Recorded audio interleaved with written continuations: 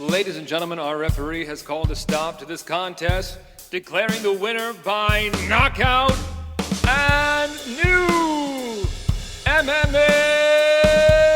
show!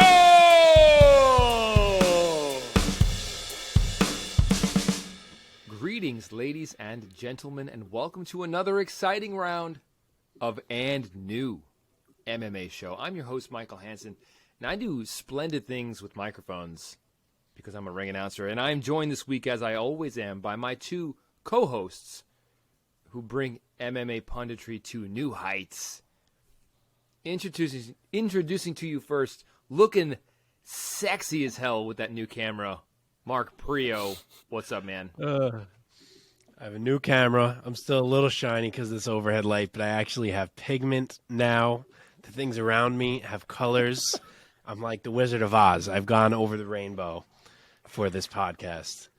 A little depressed from the results of the weekend where Fedor and Derrick Lewis both got smoked, but we will try to get through this episode. Yeah, man. All right, now, introducing from Florida, the Sunshine State, he is the Nicaraguan nightmare, Omar Artola. What's up, my friend? What's going on? I gotta shout out my boy Joey from my gym, who had a fight this past weekend, and he completely murdered the guy in the first round. Nice. Clinch galore, elbows all day, and got the TKO win. Guy quit on the stool. And then I found out today that this dude is fighting again in like 2 weeks. Wow. I think he got hit maybe once in the whole fight. Wow. So many positions, even in just Muay Thai, just stand up. There's so much that you have to learn and know. It's amazing. His thing though is the clinch. Like that's like if I wanted to ask somebody in the gym about clinching and sweeping, especially, I'd probably go to Joey first. Cool, man. It's nasty at it. Yeah, it's his bread and butter for sure. So the fact that this guy wanted to clinch with him, he was like, "Yes, please." Cool, man. Didn't work. Hey, shout out to you. I'm sorry if this is a spoiler for the Inside the MMA Sphere with our headlines. Shout out to my boss, Anthony Pettis, for taking a boxing fight against Roy Jones Jr. Real quick. Yeah, what were you going to say? Go ahead, say it. That was on the list of the least likely things I ever imagined I would see. Anthony Pettis and Roy Jones Jr. Roy Jones boxing Jr. each other. Yes. Correct. Roy Jones Jr. weighs about 210 these days, maybe more. Yeah. But so that fight is taking place on April 1st in Milwaukee, Wisconsin. What was supposed to take place on April 1st in Milwaukee, Wisconsin was the next APFC event, which I was not going to be able to ring announce for or cage announce for because my next kid is going to be born like right around that time.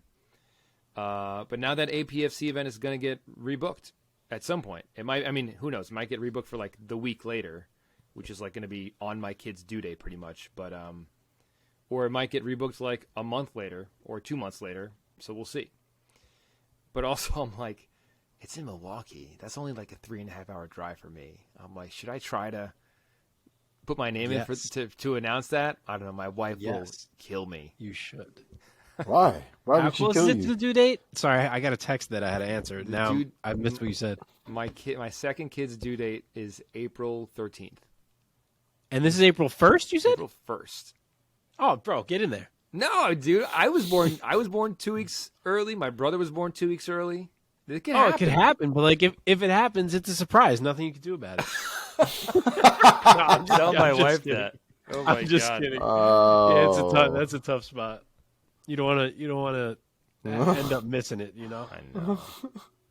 All right, let's get the show on the road, gentlemen. So this week we have quite a bit to get to tonight, talking Bellator recaps, UFC recaps, and also looking ahead to a pretty big pay-per-view, one that's going to make some kind of history with the clash of the top 2 pound-for-pound fighters in the UFC right now, being Islam Makhachev and Alexander Volkanovski.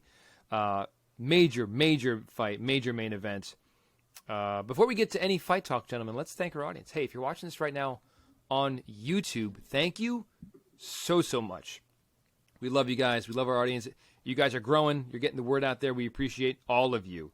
If you would do us the great favor, don't forget to like this video. Don't forget to give us a thumbs up and all those things. And if you haven't done so yet, please consider subscribing. That would help us out quite a bit. Hit the bell icon so that after you subscribe, you'll get notified whenever we drop our new episode every week. If you want audio only, we've got you there. You can find us wherever you get your podcasts. And, of course, find us on social media at @AndNew_MMA show everywhere. With that being said, gentlemen, let's get into this episode. So this week, the name on the marquee has got to be Johnny Eblen, who this past weekend at the Kia Forum in Inglewood, California at Bellator 290, Bader versus Fedor 2. That's right. That was the main event. Johnny Eblen was in the co-main, and he is on our marquee.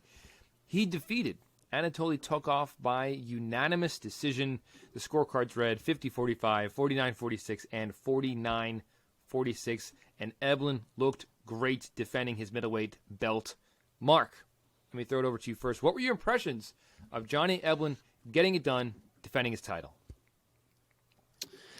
Johnny Eblen is good at fighting. He knows it. Gegard and now Anatoly Tokov know it, and the world is starting to know it.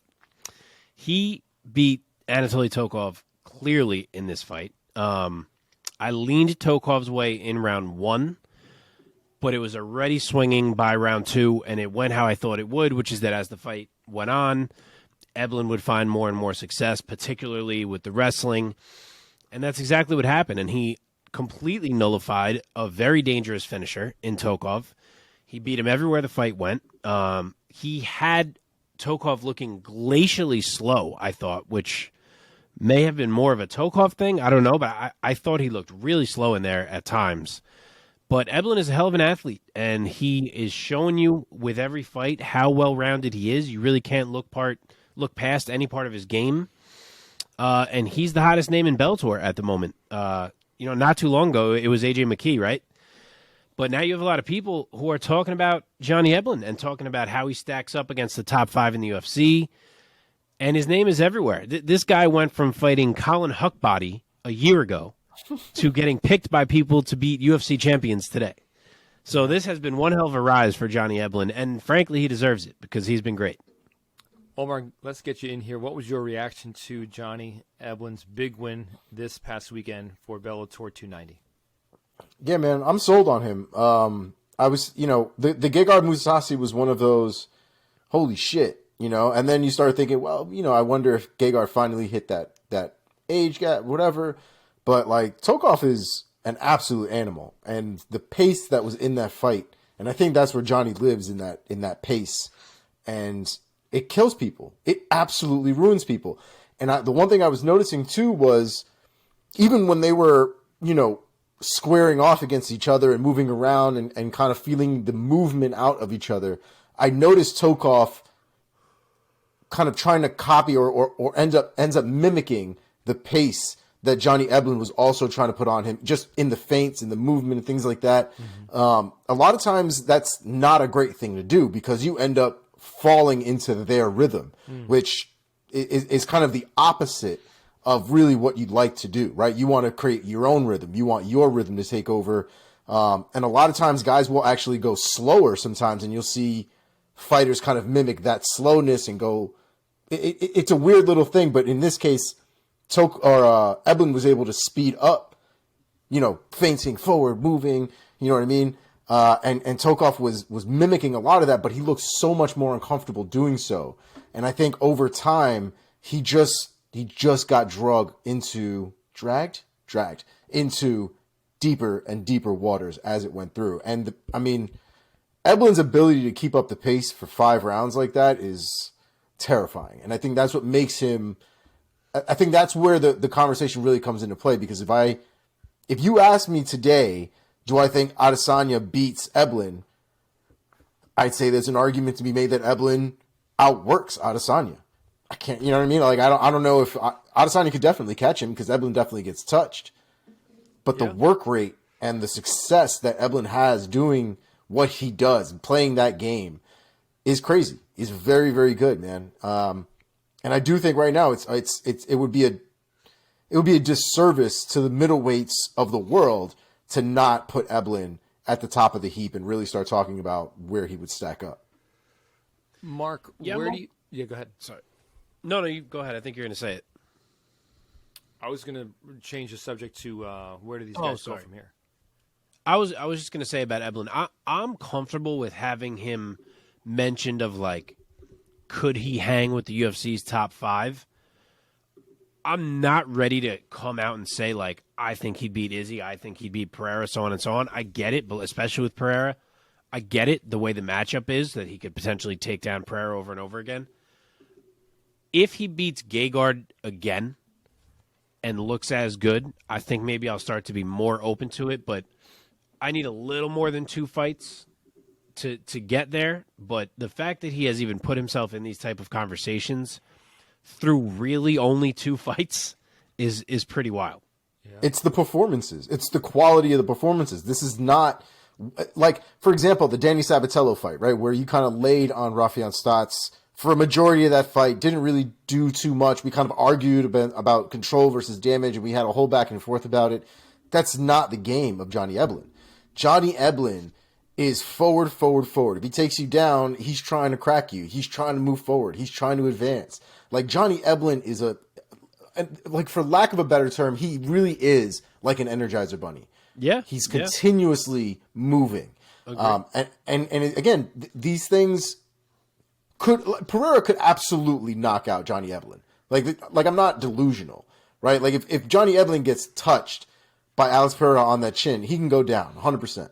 But there's also a world where I do believe Johnny Eblen could get in on a leg, take him down, and work that pressure. I mean, we've seen Pereira gas later on into the round. I've yet to see Johnny Eblen gas, literally. Yeah, and you could tell looking at Tokov coming out for the 5th round. He was done. He was done. There's nothing I can do right now. I'm just going to go out here and get outworked for 5 more minutes. Like, that's literally what was happening. Yeah. Yeah. I mean, you could see the change in demeanor, too, as the fight went on. Because if we're being honest, man, Tokov, there were a lot of... I think the exchanges that get in a fighter's heads are the ones where they think they're going to get it, and then they don't. Mm-hmm. And it continuously fucks with them over time, especially for somebody like Eblen, where I feel like Tokov in a normal situation, his explosions, his rolls to get out of bad situations probably work like 98% of the time. And then here comes this fucking guy who can stop that. And so now all of the things that Tokov relies on, all the different escapes that he's comfortable with, the explosion that his muscles usually afford him, all of that stuff, Eblen is now countering. And so it's like, dude, like what do I have to do? What can I do? And after 3-4 rounds, you're talking 20 minutes of the bullshit. It wears, man. It absolutely wears. And the gas tank doesn't get any better from there. Yeah, man. Absolutely. Let's talk about where these guys go from here. Mark, let's start with the loser, Anatoly Tokov. Where does he go from here? I think you throw him and John Salter in there. Again, we've had this conversation before. Bellator's middleweight division is not terribly deep. There are some more names who are sort of popping up at this point now. But still, I feel like it's kind of accepted that John Salter is like that next guy aside from these two and Gegard. Mm-hmm. And we have not seen Tokov and John Salter matched up, so I think that's where I would go with him. Okay. Omar, let me throw it over to you. What is next for Johnny Eblen looking at the landscape of the Bellator middleweight division? I think those, like I usually talk about when it comes to Bellator, there's not, I feel like, a ton of room for interpretation with things. Mm-hmm. I mean, Eblen at this point, that was his first title defense now? Correct. Right? Yeah. And so for me, like Mark was talking about, I think the Gegard Mousasi thing, even though I know he went with John Salter, but the Gegard Mousasi thing I think is one that I still want to see again. I do want to see if he can put that performance on again, because the first performance was dominant, and it wasn't even one of those, wow, I can't believe he did it. It was like, holy shit, I can't believe that's how he beat Gegard Mousasi. Yeah, to be clear, I thought you asked me for Tokov. I was saying Salter for Tokov. Oh, I was talking about Eblen. I asked you about Tokov. I asked him about Eblen. Yeah, okay. Because Omar said I picked Salter for Eblen, but that's not what I would do for Eblen. I agree with Omar for Eblen. Yes. Mousasi is booked against Fabian Edwards. I want to say in like April or something around there. Mm-hmm. So, yeah, I'm assuming they're probably looking at that as number one contender fight. Edwards is a bit random, but he just beat Machida, so I guess he's kind of rising at this point. So my guess is whoever wins that fight probably gets Eblen, but I would think it's going to be that would be another shock if Gegard ever lost that one. So I would hope we're going to be looking at Eblen and Gegard too here in the somewhat near future. Yeah. Okay. Anything else before we move on? Okay. In the main event of Bellator 290, Ryan Bader defeated Fedor Emelianenko by round 1 TKO, defending his Bellator heavyweight title. Omar, let me start with you. What was your reaction to Bader's performance and Fedor's final performance? When we talked about this last week, I told you I had problems with Fedor's guard, or lack thereof. And I said if he doesn't keep up some kind of guard, if he continues this like old man pawing stance, he's gonna get knocked out. And that's pretty much what happened. And he allows himself to get touched. And I think he's either used to countering, being able to slip and counter, or being able to get his hands up faster than he used to. But like, it just doesn't work for him. And I'm glad we finally get to the point now where he's retired. But it was sad. It was sad to watch. It was sad to see him kind of go out again in an uncompetitive fashion. Yeah, that was balls. Yeah, man. Mark, you want to weigh in? Look, did Ryan Bader do a good job and finish Fedor and defend his title? Yes, sure. So props to Bader and all that. Sure. But this fucking sucked. It's one thing to watch a legend get taken out in his final fight, but to watch a legend get taken out when you can't even feel like he got a fair shake, that fucking blows, and that's how I felt. Now, Bader was looking like the better fighter. Like, the speed on the feet was a problem for Fedor right away. You could tell from Fedor. But he knocks Fedor down with a punch to the back of the head, clearly to the back of the head. And like, all right, it's MMA. We're moving around. These things happen sometimes. What can you do? Okay. Then we're on the ground. Fedor's doing a pretty good job of surviving and kind of making sure Bader can't wail on him. And who knows what would have happened if he could have got out or not. But, you know, like, did he still have a chance to win? Yeah, maybe he did. But the way Bader finally breaks through for a finish is by landing somewhere between like 8 and 10 shots to the back of Fedor's head. And Herb Dean is just like, word, yeah, oh, okay. He's got some more. Okay, yep, that's it, Fedor. Nice career, man. Sorry that it's over.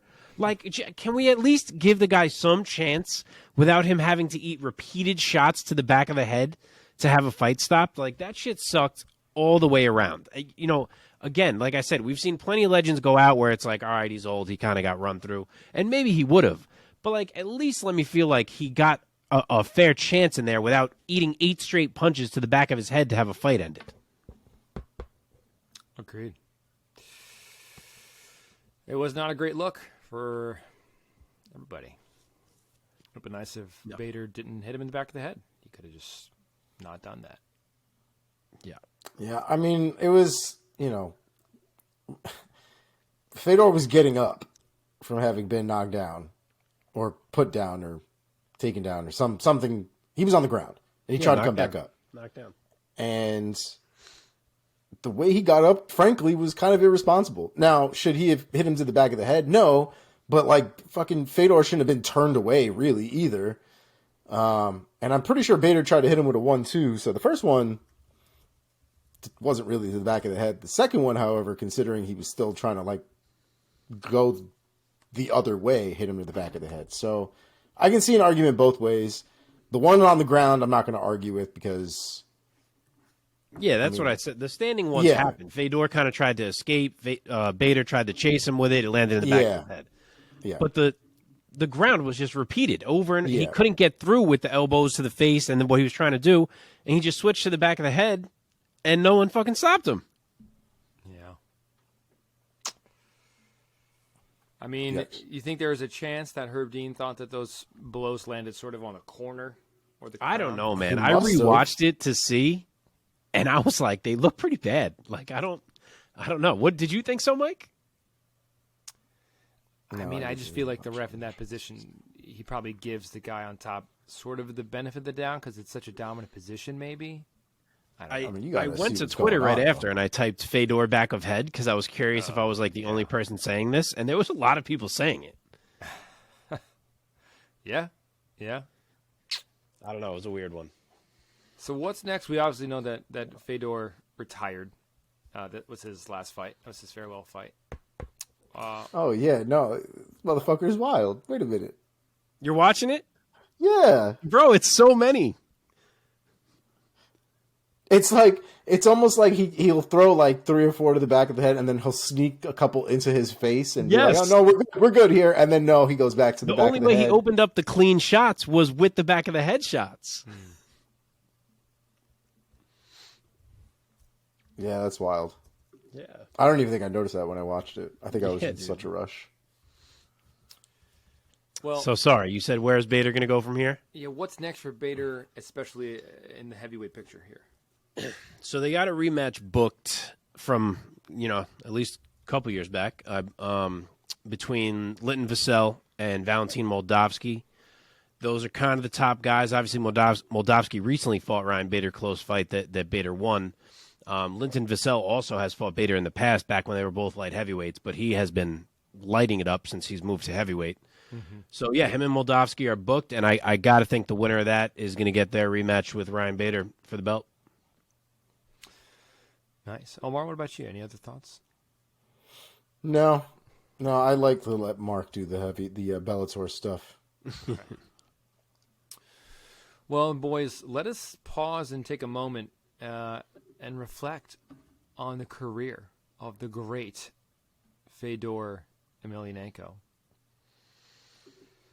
Who would like to begin?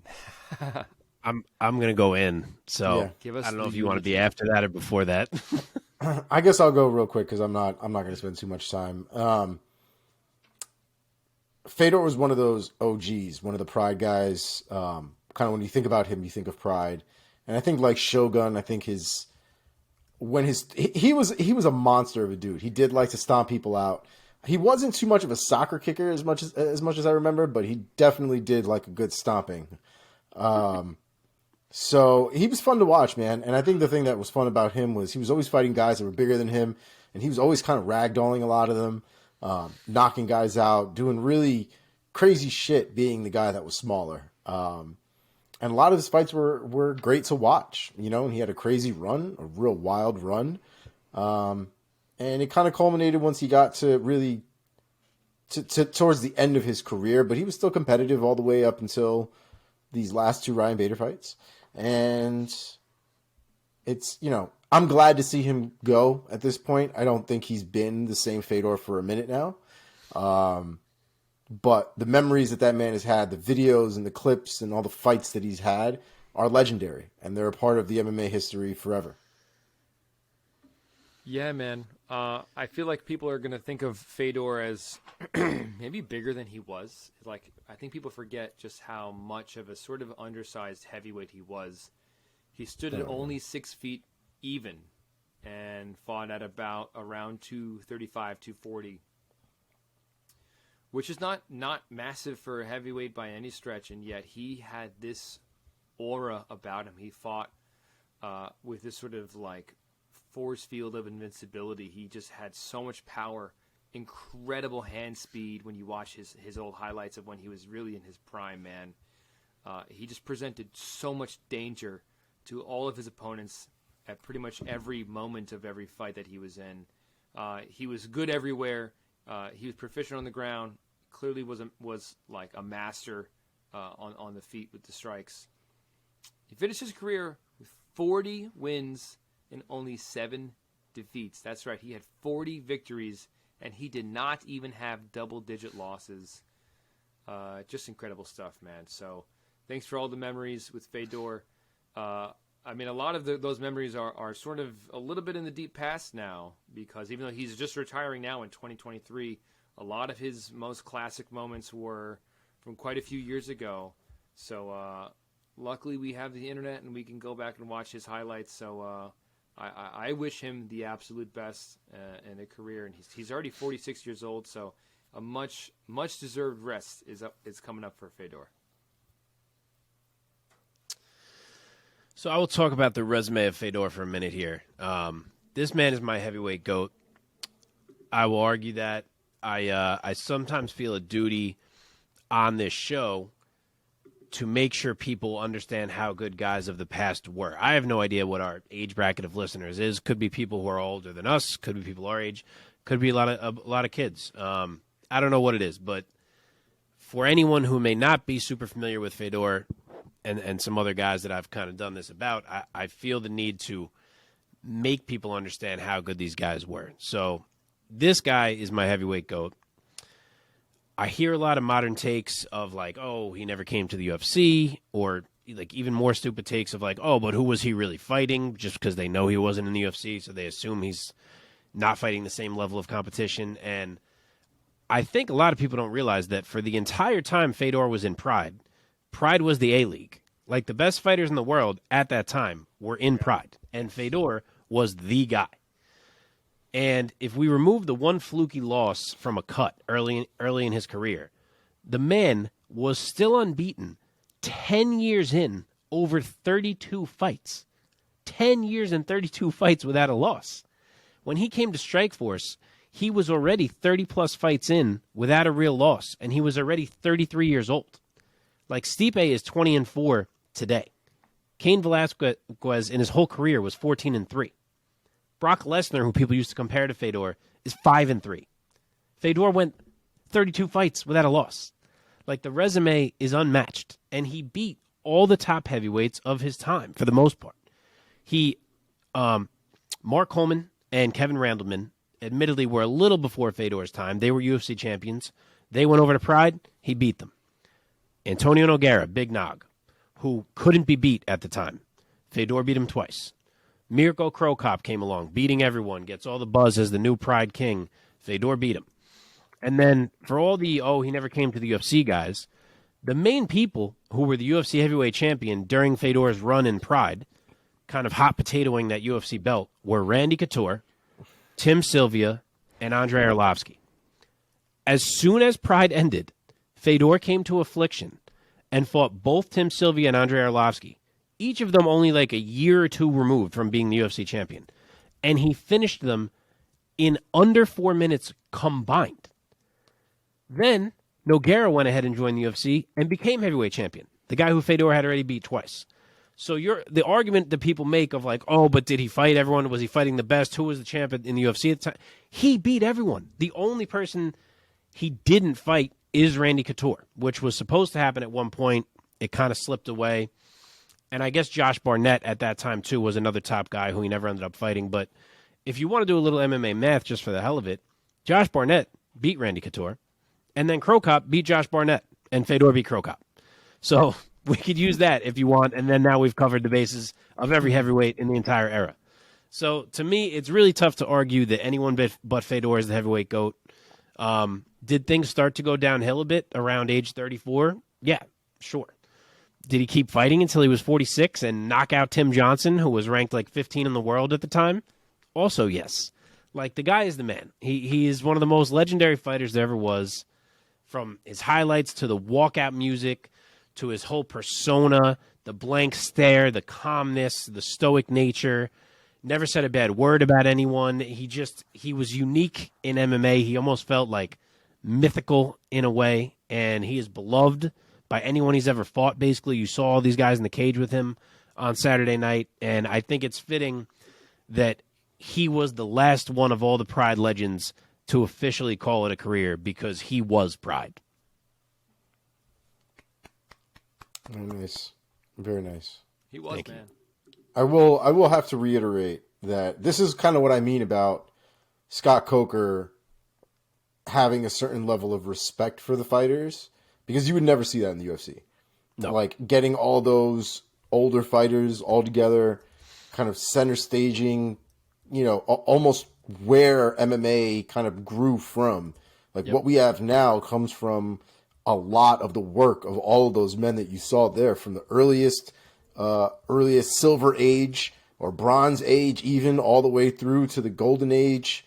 You have a lot of great fighters that were in that little picture there. That was for sure, like almost like a retirement moment for. How about Chael in there? My man looked a little out of place with all those greats.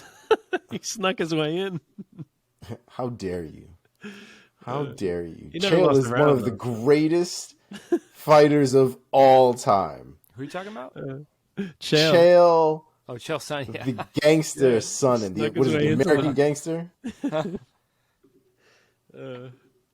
But no, I agree. The UFC does not do a great job of acknowledging history or celebrating it or giving nods to the greats, and that was awesome to see.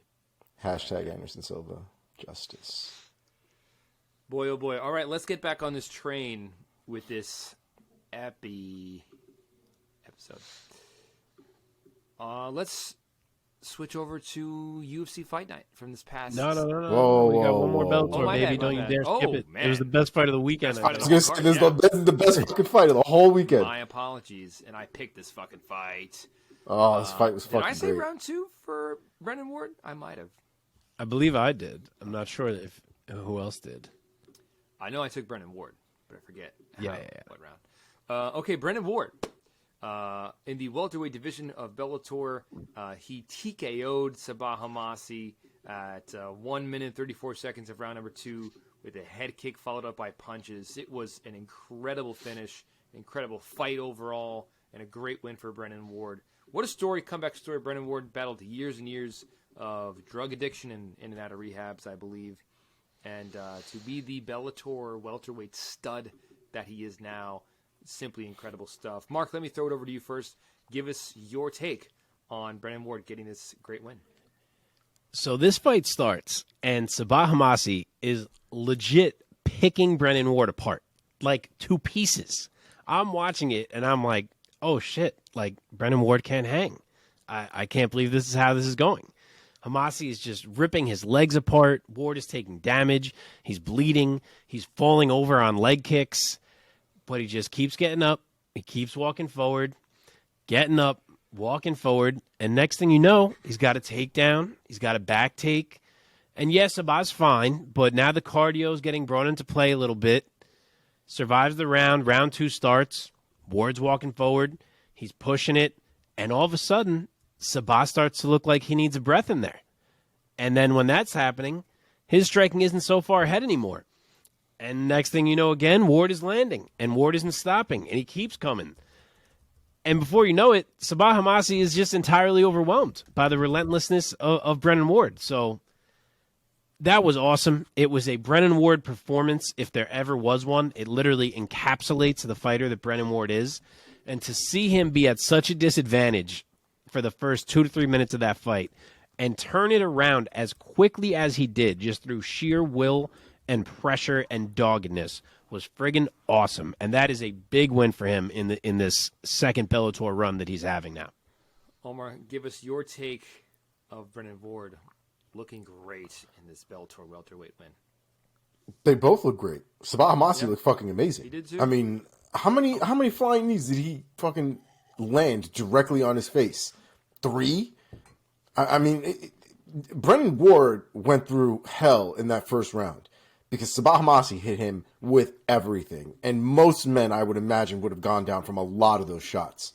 And Sabah Homasi's good, man. Sabah Homasi reversed him a few times on the ground as well when Brennan Ward was going for takedowns. Like, he's good. But the pace, I think the pace for both of them was insane. And I think once the round ended and I think they had a chance to take a breath, I think that's when Homasi's kind of body kind of gave out on him because he stopped. They were going at such a red line that once he stopped, I don't think he could go back up again. And you could see, even from the beginning of the round, Homasi was taking big, deep breaths because he was done. And to his credit, man, he kept fighting. He kept, trying to throw big shots and counter where he could find it, but his body wasn't reacting the same way. At one point, he threw a knee, completely lost balance, went on the floor, and had zero energy to get back up and just kind of accepted a takedown and a loss of position. By that second round, man, Homasi was just trying to survive, and Brennan Ward smelled the blood in the water and came for his head and left with it. It was a great performance, a great fight. To be honest, at this point, February 8th, 2023, that might be my fight of the year so far. That was a nasty fight. Mark, what's next for these gentlemen? Let's do Brennan Ward first this time. So my answer here is kind of tied to another fighter who fought and won on this card. We're not going to have time to go through all the Bellator prelims. We got a lot to do on this show, but there were some noteworthy prelims, so you could definitely check a few of those out. And one was Lorenz Larkin. This man slept the undefeated Muhammad Berhamov with an elbow in round 1. And I really would love to see Lorenz Larkin get a shot at Michael Venom Page, like very badly. I don't know what Page is up to, though, so if that is not going to happen, my answer would be to sign me up for Lorenz Larkin and Brennan Ward, because I think that is a hell of a scrap. Sex. All right. Do you want to do anybody else? Let's move on. No, we could go. Okay, now switching over to the UFC side of things from this past weekend, UFC Fight Night, Lewis versus Spivac. And in the main event, Serghei Spivac defeated Derrick Lewis. I'm just going to say it by a fucking boring fucking fight. I hated it. By sadness is what it was. It was sad. It was sad. The official time, I'll let you guys talk first. 3:05 of round number 1 by submission via arm triangle choke. Omar, take it away. Give us your impression of Spivac's signature career-making win over the sort of current legend Derrick Lewis. Yeah, it was sad. I can't really say it was boring because the technique was high level, man. Spivac has a game. And actually, shout out to Laura Senko for breaking shit down, because I actually thought she gave a lot of great takes on specifically what Spivac was doing and kind of what his thought process was and his game plan seemed to be, which was to tire out Derrick Lewis, to make Derrick Lewis work as much as humanly possible in that first round and try to break him.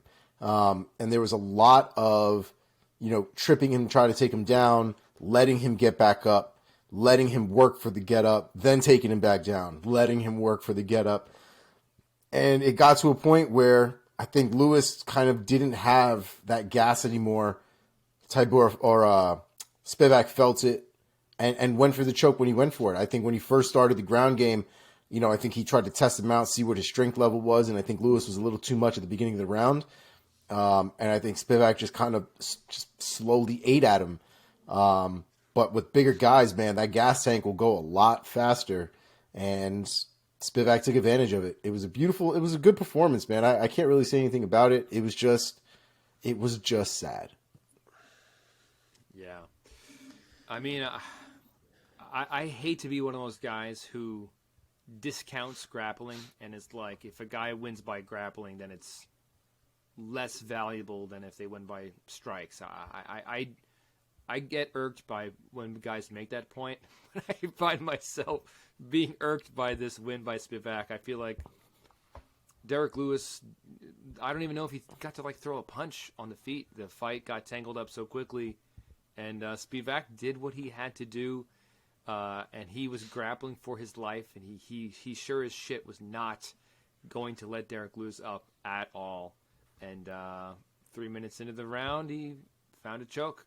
And he got the win, so he deserves all the credit, man. So great win by him, and I'm excited for Spivac. Honestly, I can compartmentalize this. I can be sad for Derrick Lewis and impressed and happy for Spivac. Nothing against him at all. He's proving to be a great and formidable heavyweight now, up in the upper ranks of the heavyweight division in the UFC. So Yeah. Mark, give me the name for Mr. Serghei Spivac. What's next for him at heavyweight? Well, let me talk about the fight for a second. Oh, my bad. I'm surprised by your irkness. Really? He came in and did, I'm sure, exactly what his game plan was. Yes, You're not going to stand there and trade with Derrick Lewis. Of course. And frankly, Derrick Lewis got ragdolled. He did. I don't think we've ever seen Derrick Lewis get ragdolled quite like that. And he got thrown around in there. There were about 1 million mat returns. Bisping said it, but we needed DC in this one to call out all the mat returns. And, man, Serghei Spivac has risen to quite a point here. This is a guy who got finished by Walt Harris, who got beat by Marcin Tybura. But he has now really put a game together where he's a tough out. And I think he's ranked number 8 in the UFC at this point now, something along those lines. And Derrick Lewis was a big-time opponent already, but he's going to have another one on deck most likely. He's not a guy that you can take lightly anymore. He really is starting to look dangerous in there. And as for Derrick, obviously this sucks. He is 38. Maybe we're at the end of title contention for him at this point. I'm sure he can still be in plenty of fun fights and probably add a few more KOs to the highlight reel. But I think the days of a title run are probably over. Yeah, man. You know what I want to see from Derrick Lewis? I want to see this man go on a little 1-2 month adventure to Thailand. Go to one of those fucking camps. Pull a what's that dude's name? Pull a Khalil Roundtree. Yeah. Go over there. Focus on just that for like a month or two. I don't even think you need 2 months. 1 month solid. Let those men run you ragged because that process over there is fucking crazy. The closest I can equate to it is watching somebody forge a knife out of raw steel because they put you through all kinds of shit in those training camps over there. I would love to see it, man. I would love to see him really like evolve his game because watching him get into that scrap with Spivac partially annoys me because I feel like he is an athletic guy. Like he has athleticism, but he fights and walks sometimes in these fights like he has no bounce, like he has no movement. And against a guy who's using movement against you, you've got to be able to, I feel like, move as well. And I don't think he ever really shows that. And I feel like taking some time to really go through one of those crazy training camps might elevate his game, especially his striking in a different way, open up different avenues in how he can strike and win, because I think relying on his hands too, the way that he does, makes him very, very one-dimensional, especially once he gets at the top of the heap. If we get his, kicks in line and whatever else, man, I think Derrick Lewis could still be nasty, but I just don't think. I think he's gotten so much money at this point and all this other stuff that I don't know if the juice is worth the squeeze, I guess, if he's not really trying to still be the best. But if he is, I think that's a perfect avenue for him to go down and really continue to do that. I love that idea. I just don't know that I see him doing that at age 38. Yeah, I get it. If you're going to put your body through the bullshit now, though, I might as well invest in these guys that really turn out some crazy-ass strikers. Yeah. All right. Mark, give me the name. What's next for Mr. Serghei Spivac? So he's earned himself a big fight. The only problem for him is that the kind of top of heavyweight is not going to be matched up with him. Obviously, we have Bones and Gone. Stipe is going to wait. And then I doubt he's getting Blades or Pavlovich. If anything, I think they're probably going to get each other. So, and then also there's Tom Aspinall returning, but Tom Aspinall already smoked him. So I don't think he's getting that one either. So he may have to settle a little bit for what it feels like he should get off of this win. I think there's two options that make sense. I think one is that you can give him the winner of Alexander Volkov and Alexander Romanov that's coming up here. And the other, which I like more, is to actually book a rematch with Tai Tuivasa. I know Serghei has already choked him out, but that was 3.5 years ago, and that tie was not this tie. This tie is a lot more prepared for this game. Plus, Ty's a star now, which can only help Serghei grow his name. So I think it works. I could see Serghei taking it, even though it's a rematch of a guy he's already beat. I think it works for Ty, too, because it's the kind of matchup that gives his brain a break from being rattled, and I think he needs that right now. We've discussed that on this show. So I think that's the way I would go. Omar, any other thoughts? Serghei Spivac and Tai Tuivasa was my choice. That's a rematch that I would like to see at this point. And for reference, the UFC has Spivac at number 8 now. Derrick Lewis is number 10. Okay. All right. What about Mr. Derrick Lewis? Sticking with you, Omar. What do you think is next for the Black Beast? Man, I wish I could give him something that doesn't seem like a gatekeeper fight, but at this point, I'm not really sure kind of what else you really do with him. I think an interesting fight would probably be. I think you give him Jailton Almeida. I think, and that's kind of the problem, right? It's like that's a guaranteed murder, but when is it not at this point? Like, who is he not going to murder? And I think the problem is that Jailton needs a big name to really cross that boundary. And I think Derrick Lewis is probably going to be the one to do it.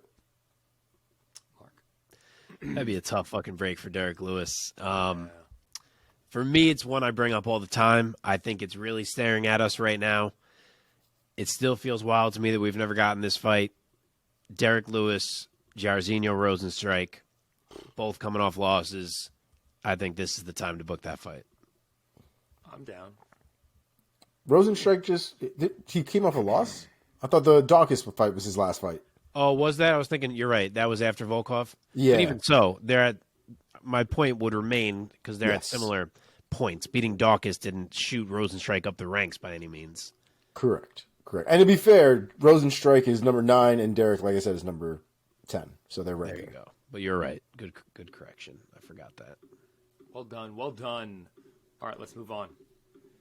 What other fights are we talking about here? Yes. In the co-main events in the light heavyweight division, Devin Clark made us all wrong from last week's picks by defeating Da Un Jung by unanimous decision, 30-27 across the boards. It was a shutout on the scorecards, gentlemen. Mark, give us your thoughts first. Derrick Clark is fucking huge, first off. Like, his legs are gigantic. What sups is this guy on? All of them? Like, all the ones in the world? He is so fucking big. But really, I'm stunned by the results of this fight. Even after watching it, I still think there's no reason Jung should have lost this fight. He just fought dumb. Like, he didn't fight an offensive fight. He let Clark be first all fight long. He was reacting to everything Clark was doing. And as much as it was still a close fight and Jung had his moments, that willingness to be second just let Clark get comfortable. Like, Clark never really had to worry about any barrage of strikes coming at him, which is normally what throws him off. He doesn't do well with multiple strikes coming in his direction. Like, that's how you beat Devin Clark. And he never had to experience it in this fight, even though Jung had stuffed plenty of takedowns. Obviously, later in the fight, he didn't. But, like, he was in there, and he could have fought a different fight and had it go a lot differently than it did, at least in my opinion. So that threw me off.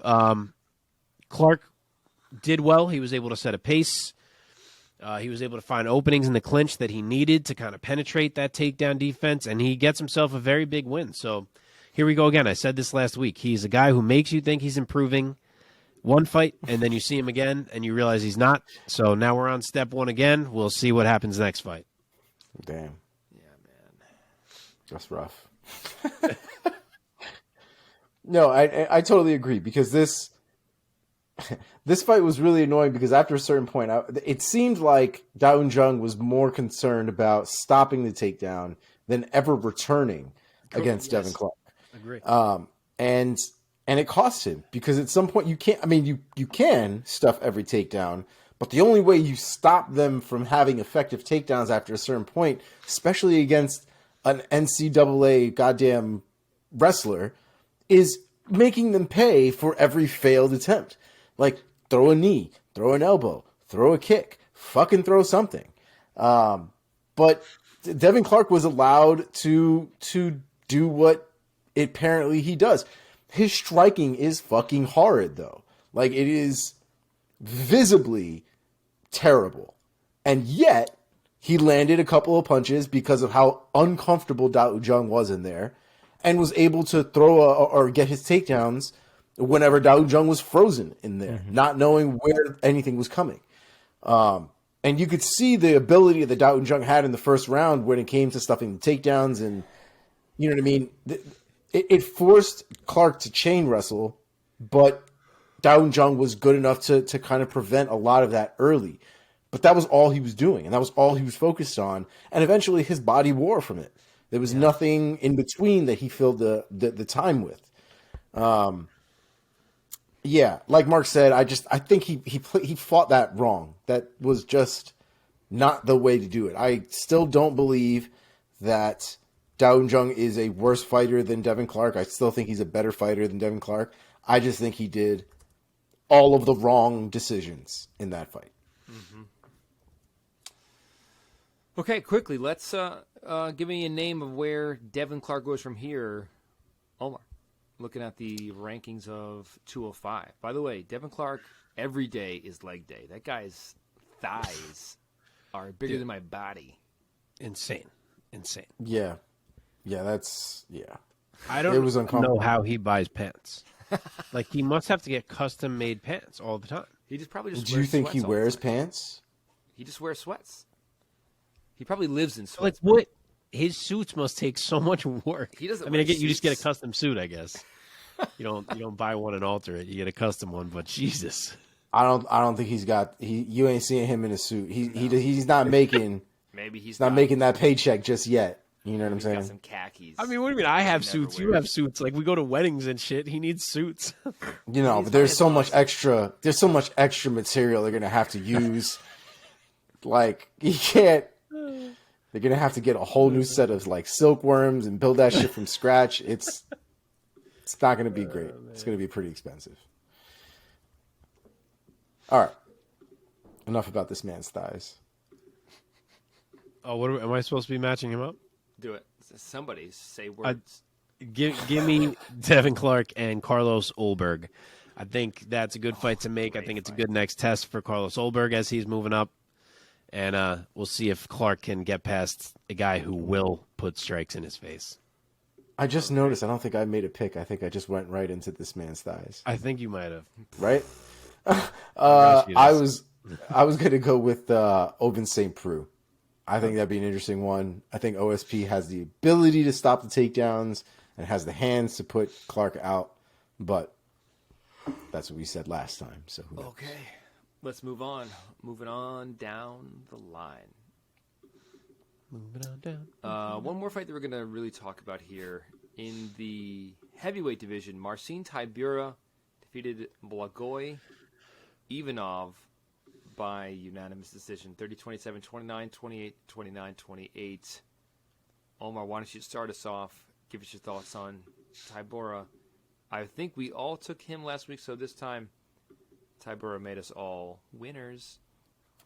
Yeah, I thought he'd be able to finish Blagoy, but the first round I thought was the most competitive of the 3 rounds, and then I thought Tybura ran away with it. You could argue, just off of the competitive nature, that Blagoy won the first round. I would argue against it, but I would entertain your argument. But it was a solid performance. There wasn't anything in there that made me go, oh shit, or any major takeaways. Tybura did exactly what I thought Tybura would be able to do. Blagoy fights like he's underwater, and I mean, there's not very many takeaways from that Tybura performance other than it was what I expected, Totally. with the Mark? exception of the knockout. Mark, your thoughts? Yeah, I saw it a little different. That was a close-ass fight to me. I feel like everyone seemed to be 100% fine with the result.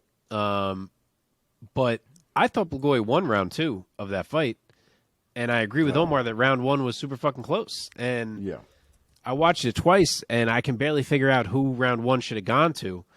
Now I wish I watched round 2 twice, since Omar said he gave that to Tybura. I thought that was clearly Blagoy when I watched live, but now I wish I rewatched that one. But I even just pulled up MMA decisions, and 43% of people are scoring that fight for Blagoy. So it was no great showing from Tybura, I wouldn't say.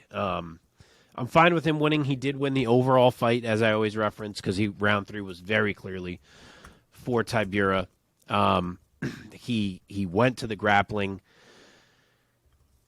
I thought that he would have gone to it sooner. I don't know why he waited as long as he did to wrestle. I also thought he could have done a much better job at scoring from range, and he kind of kept letting Blagoy be in closer to land his winging punches that he throws. And he does have deceptively fast hands for the foot speed that he has and the size that he is. His hands are pretty fucking quick, Blagoy. So, yeah, Tybura was letting himself get tagged a bit. I think he could have fought more of a range game, could have gone to the wrestling sooner. So, yes, he did take round 3 in clear fashion. He did probably win, managed to get out of there with the W, but it was nothing incredible to me. Mark, sticking with you, give me the name of who is next for Mr. Tybura. So, Omar already made a sacrifice earlier in the show. This is where I make my sacrifice. I am sorry to break the news to Marcin Tybura, but I think he is the perfect next step for Jailton Almeida. I don't think Tybura deserves any big step up from that W. He's fought a bunch of these guys before. I think he's the stepping stone for Jailton right now. Wow. Omar, any other bright ideas? No, I'll take it. And he's kind of an interesting test. Like, Tybura is a bigger dude. He can grapple himself. We already saw him survive and end up beating one monster grappler in Alexander Romanov. So it's at least interesting on paper. Almeida is a specimen of human being. I'm pretty sure he was born out of a tube because totally. It's ridiculous, this man. I say this all the time. Every time I watch him, I'm like, is he clean? Are we sure? Like, he just looks so absurd. But like they've been giving him roids since he was born. It was it's like applesauce mixed They don't in even with show roids. up on the tests anymore. They're just it's part of his blood. He just makes roids now through his blood. Do we want to match up Ivanov or no? Let's just go on. Yeah, we can go. Got a lot to do still. Yeah, we got a lot to do. It's true. All right, let's try to lightning this bitch. Let's try to lightning it up. Lightning round. Mark and Omar, give me their quickest takes, perhaps a phrase or two. Yeah. I've seen 4. So, Mike, do the non-road to the UFC fights first, and then I'll do the 4 road to the UFCs afterward. Okay, featherweight division. Duho Choi defeated Kyle Nelson by a majority draw. No, excuse me, it was a majority draw. It was not a defeat. So, 2 judges had a 28-28. Mark, hit us. Quick take. I mean, this was just stupid. Like, these 2 judges that gave Kyle Nelson round 2, what are we watching? What are we watching? Like, do we not count leg kicks? I think round 2 may have even been clearer than round 1. Not even joking. I really think round 2 was clear. It's made no sense. Choi got robbed. I'm glad Dana said that they'll be treating it like a win, and I'm sure Dana took care of him monetarily. Omar? Yeah, I agree. I thought Duho Choi had actually won all 3 rounds, and so even with the point taken away, which I wasn't super upset about, I think they kind of need to do that a little bit more, and I can't be mad when they do it to my boy. But as far as the scoring was concerned, I thought he had all 3 rounds, and so even with the deduction, I think he still won that fight. I thought it was a good performance, especially with his first one being back. Kyle Nelson did wrestle a lot more than I expected him to. But in the event, when he was striking with him, I thought Duo Choi was getting a lot of good shots off. I think he did get caught a couple times pretty clean, but he was able to eat it and continue to move. So I thought he looked good, man. I'm excited to see him come back. I mean, that's the first time he's been back in a couple of years. We could probably say that might have been the ring rust performance, you know what I mean, as far as just being his first one back after that time off. But hopefully the next one he gets a little bit more comfortable and we get to see him show out a little bit more. I was hoping he could do it in this one, but Kyle Nelson fought for sure. He definitely did make that performance easy.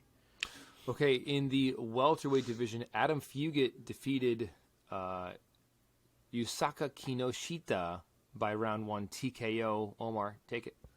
My God, what a performance, man. Kinoshita looked good, and then all of a sudden Fugit just came in, man, and just started going in on him, started taking him down, started pounding on him.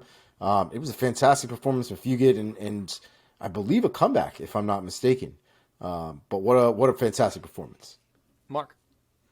Yeah, agree. What a fight this was. These boys came out swinging from the gate. Kinoshita looked interesting on the feet for sure. I'll be intrigued to see him again, but it was Fugit's grappling that changed this fight. Eventually, some massive elbows in the ground and pound that iced it for him, and a great pace for him. He kept up the aggression all round, and he managed to get Kinoshita out of there early for the big upset W.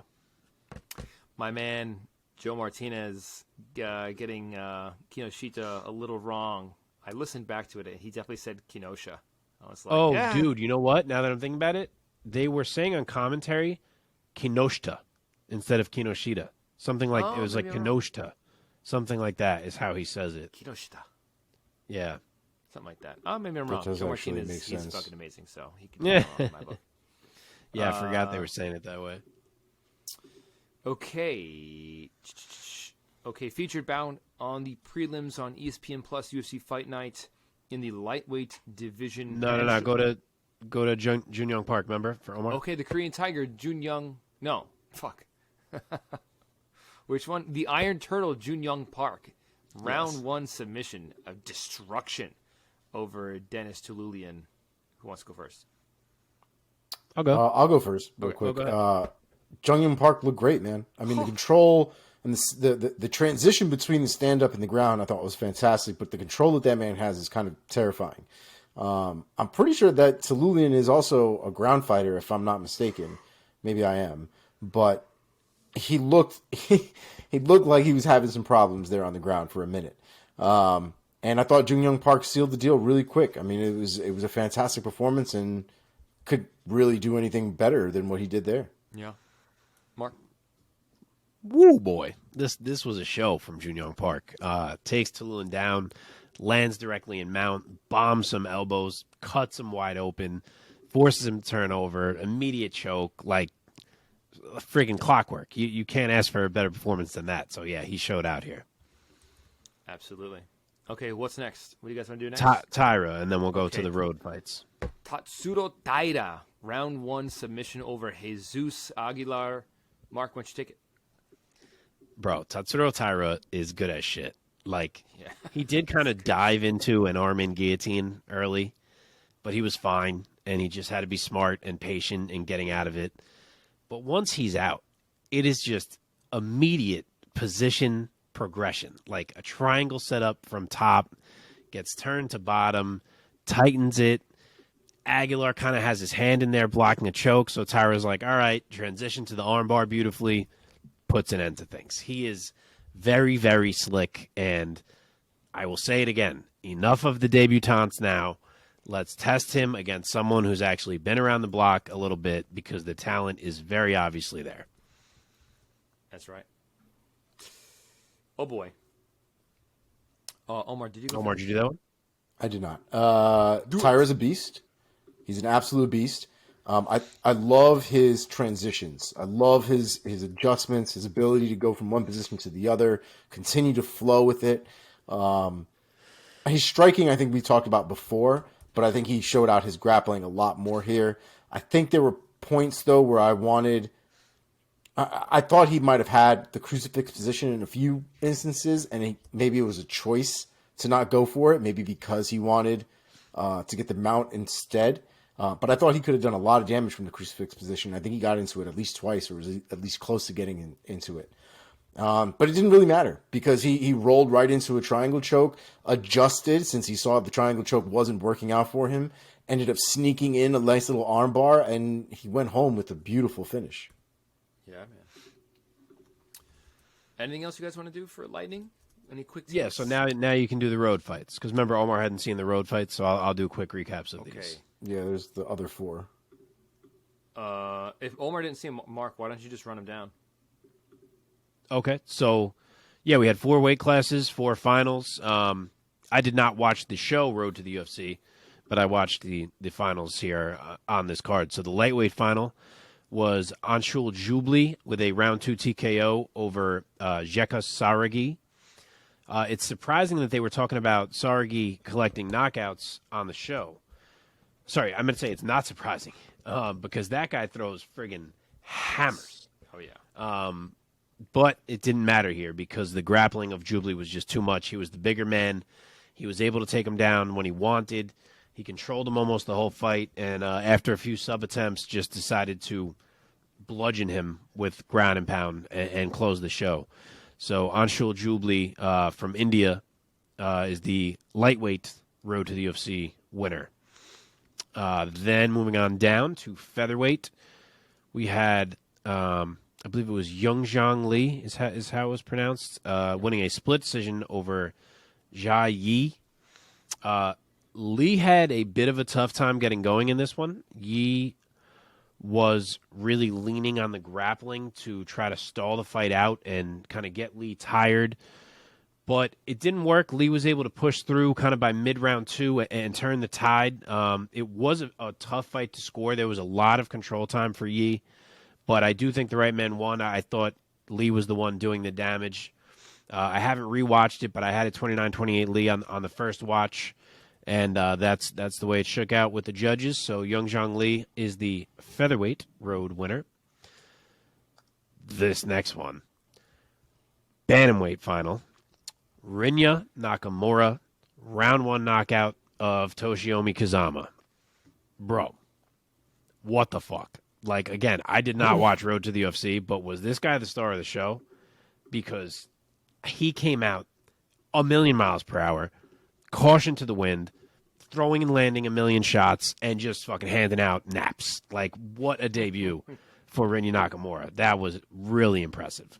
So he is the bantamweight winner of Road to the UFC. And then the last one was the flyweight final, where we saw Hyun Sung Park with a round 3 submission over Sunguk Choi.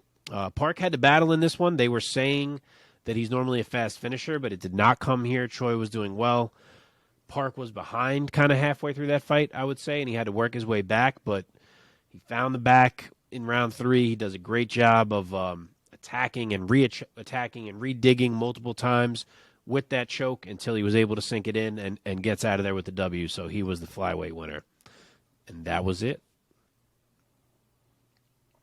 Bro, you had me intrigued, so I pulled up the Nakamura fight real quick. This man's already dropped this guy once. Bro, it's fucking... I just turned it on. It's a pace. Oh, murder!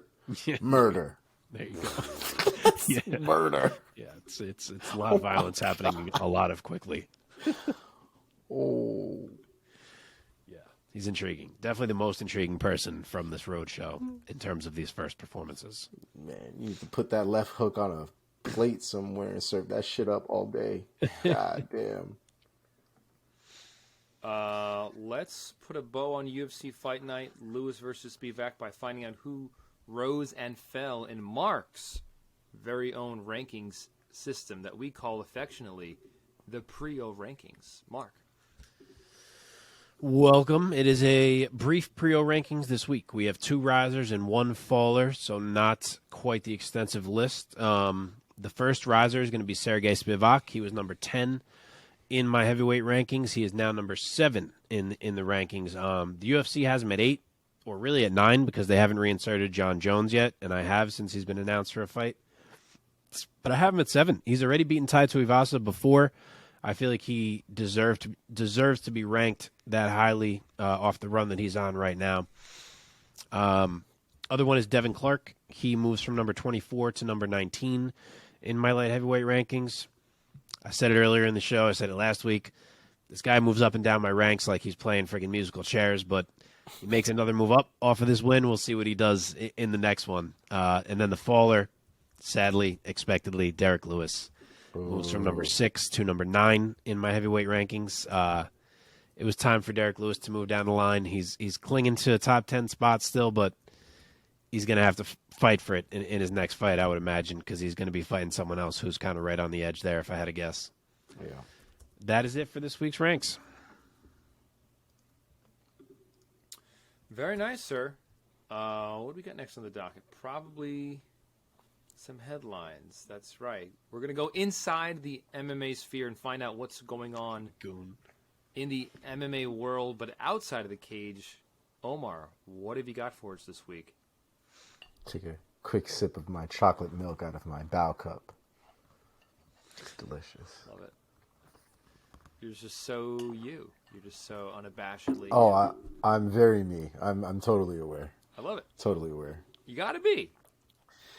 All right, let's hop right into it.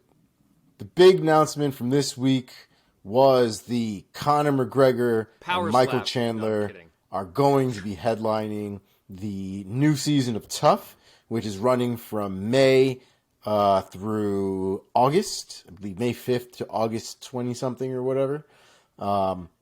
But they are looking at, I believe they were looking at bantamweights, welterweights, or middleweights. I can't remember if they actually landed on something. They don't even know what weight Conor McGregor or Chandler are even fighting at. So I don't think they really know much other than we've got the MMA thing Junkie together. say that it is You are bantamweights muted, and sir. lightweights. I can't hear you.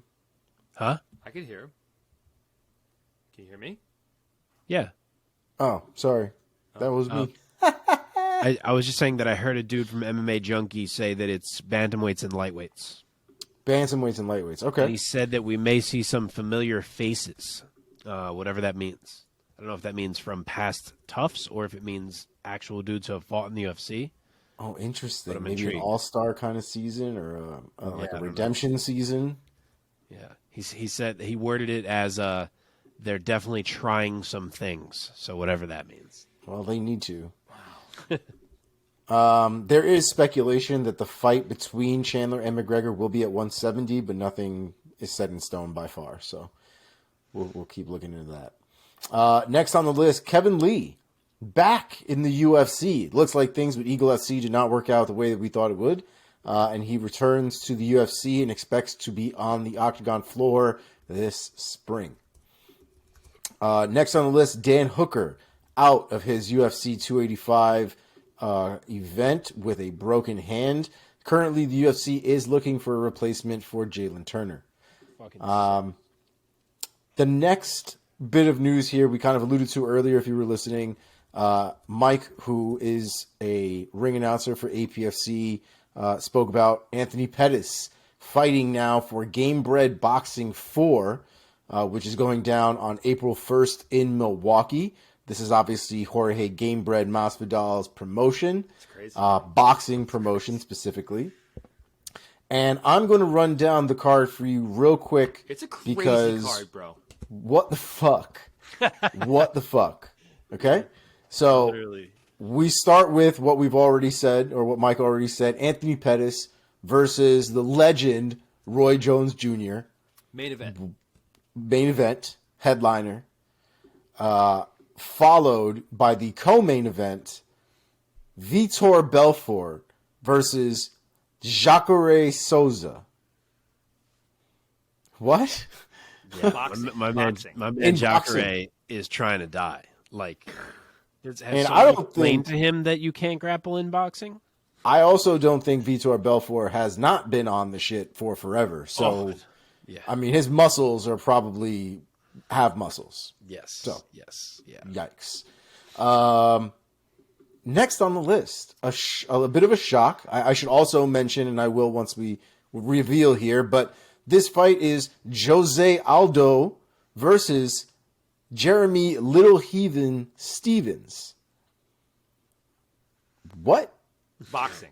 Rematch. In boxing. Now, I want to follow this up by saying that Jose Aldo will actually be making his debut in boxing, I think, this weekend or next weekend. So he's going to be taking a fight soon while also fighting or committing to fighting on April 1st. Retirement may not be the word I would use. I would probably be specific to retired from MMA because he's working. Yeah, he always alluded to wanting to box, so I'm not shocked. It was quick. I didn't think That's it was going to be Jeremy turnaround. Stevens, but Next on the list, Pearl. No, not Paul. Not Paul. Pearl Gonzalez versus Gina Mazzani. I gotta say, that's a damn good fight. That's not bad. I mean, they're not like top of the heat or elite or anything crazy like that, but those are some scrappy ass women, and that will be a scrappy ass fight. So I'm down for that. That sounds like that'll be fun. The next one on the list came out of left field for me, and this is probably one of the fights I'm most excited for. Paul Daly versus Anthony Taylor. That's straight up violence right there. For those of you who don't know who Paul Daly is, fucking do your Googles. I'm not going to sit here and do this for you. Dude. Do your Googles, because Paul Daly is a legend. Nuts. The man is walking dynamite, Semtex in his hands. The fact that he doesn't have to worry about somebody taking him down makes him infinitely more deadly. So this should be really fun. Anthony Taylor is a Bellator fighter, if I'm not mistaken. Most recently gained some popularity in the news for being the person who cracked Dylan Dennis in the face a few months ago. So we thank him for that. Yeah. Next on the list, Devin Cushing, who apparently is the next big thing to come in boxing. I have heard his name around. I don't think I've seen him fight, but I have heard the name. Versus Damian Marciano. I've not heard that name. That is opening the card, but that sounds like that's going to be a good fight as well. I got to say, pretty solid fucking card considering how random everything here is. yeah, I know it is. It is. So, all right, we have a couple of fight announcements, and then we will be moving on. First on the list, Julio Arce is out. Oh, no, we did that already. Sorry, hang on. Wrong note. Chito Vera versus Corey Sandhagen has been moved to March 25th from February 18th. They will be headlining a fight night on that date. Next on the list is Liang Na versus Brogan Walker. That has been added to UFC San Antonio on March 25th.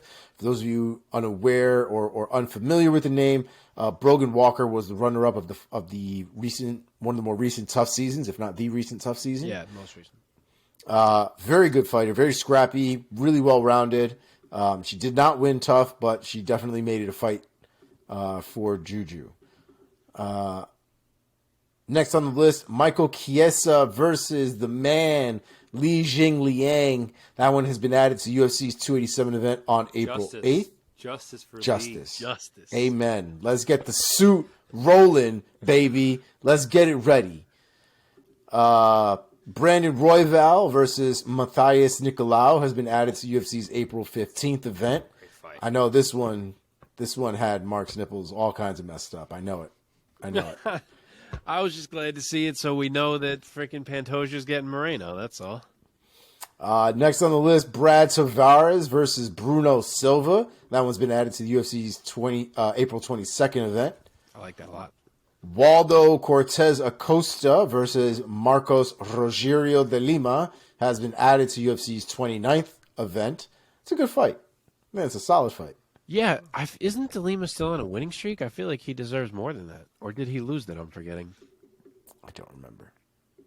They're both wild heavyweights, though. I don't think if he picked up a loss. Did Lima just win?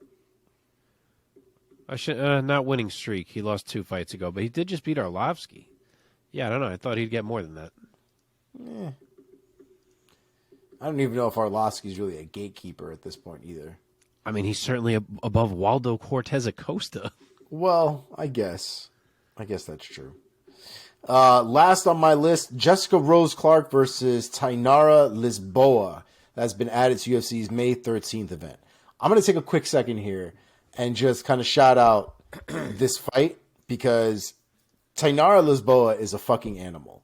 For those of you who may not know her, she's definitely, not mainstream or anything like that.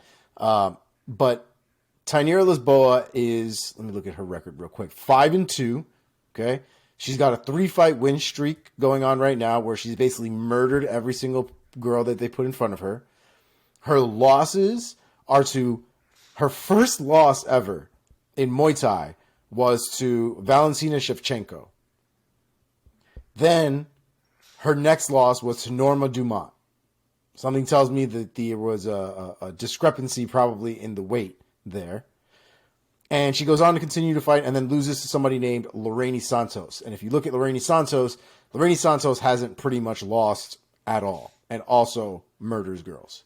So the prospect that is Tainara Lisboa is pretty high. She's got a couple of belts from what I understand. And I'm ready to see that fight because I actually think Lisboa is going to show out. So prepare. And that's all I got for you guys today. Sweet deal, man. Let us now move on to this weekend's pay-per-view, UFC 284, Makhachev versus Volkanovski. So this Saturday, February 12th, is going down at the RAC Arena in Perth, Australia. The main event being a historic title fight between Islam Makhachev defending his UFC lightweight belt against the man moving up from featherweight, Alexander the Great Volkanovski. Volkanovski chasing greatness. Islam having just won the belt, looking for his first title defense. My goodness, both of these men are examples that you would want to show any up-and-coming MMA fighter. Both men fight kind of flawlessly almost every time out. We're going to get to that main event and a few other fights on this card. But before we get to those, boys, any other fights or fighters that you guys want to highlight for our viewers? I'll highlight two real quick, and then I'll let Mark do a couple if he's got more. The first one I have is the first fight on the card, the Zubaira Tukhugov.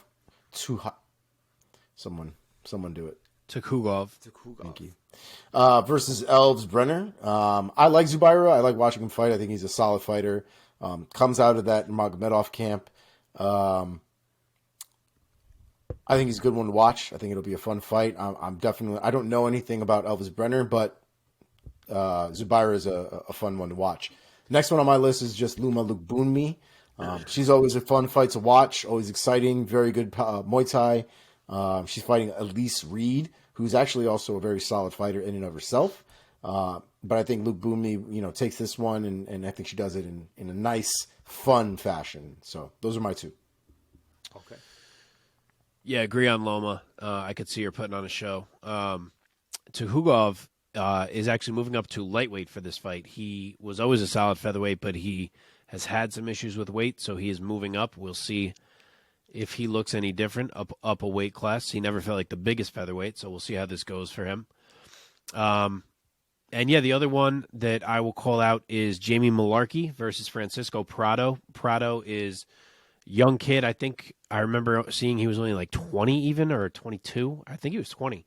Knockout artist, and obviously we know Jamie Mullarkey can take some shots and will dig deep and see what you have in the tank. So that one could be a scrap and a fight to watch, especially with the hometown crowd behind Mullarkey. That's it? That's it. Yeah, we can hop in. Okay, the first fight that we are going to check out in the prelims on ESPN and ESPN Plus in the featherweight division, Joshua Culibao taking on Melsik Baghdasaryan. There you go. Baghdasaryan. That's a long one. Culibao from Australia, of course. He is 10-1 as a pro with one draw, coming off back-to-back wins in the UFC. Both of them decisions. Baghdasaryan, the gun. He's 7-1 as a pro, 31-year-old out of the U.S., out of Glendale, California. He's on quite the win streak. He's on a 7-fight win streak right now, and he is perfect thus far in his 2 fights in the UFC following his fight on the Contender Series, most recently coming off of a UD over Bruno Souza. Omar, give us your take and your pick for this fight.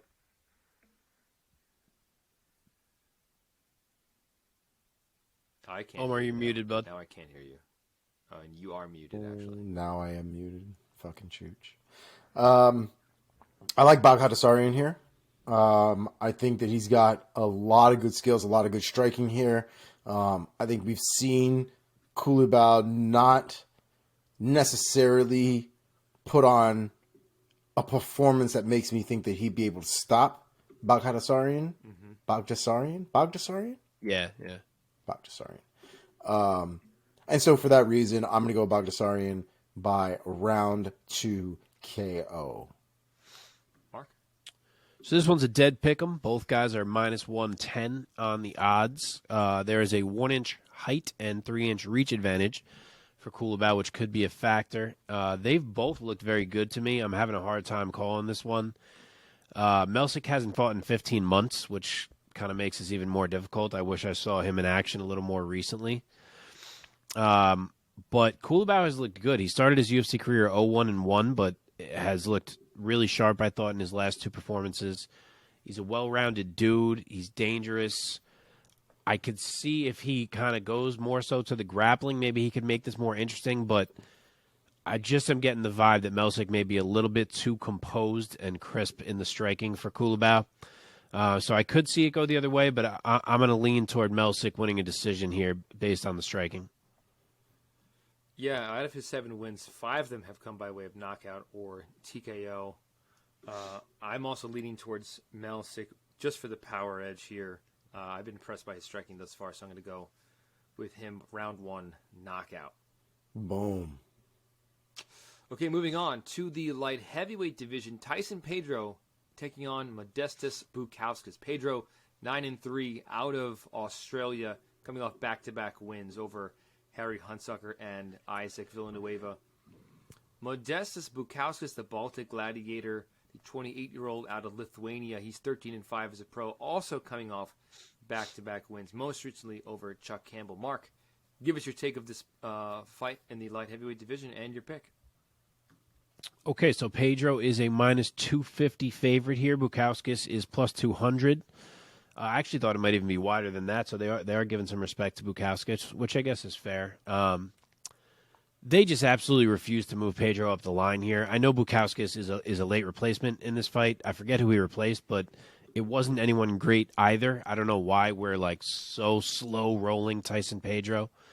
Bukauskas, from what I read, has looked good in his couple of wins since he got cut from the UFC, but I don't think this one's going to go well for him. Tyson Pedro is good. Like, let's just call it what it is. He is good, and he is real, and it's becoming more and more obvious every fight. He's not going to lose to Modestas Bukauskas, and frankly, I think he's going to hurt him. I mean, think about what Khalil did to Bukauskas' knee, and then think about the leg kicks that Tyson Pedro throws. Doesn't seem great. Nope. So give me Tyson Pedro, round 1, knockout. Yes, sir. For the record, it was Minyang Zhang that was paired up with Tyson Pedro first. Yeah. So like Mark was saying, yeah, still not great. I'd agree, man. Tyson Pedro's a beast.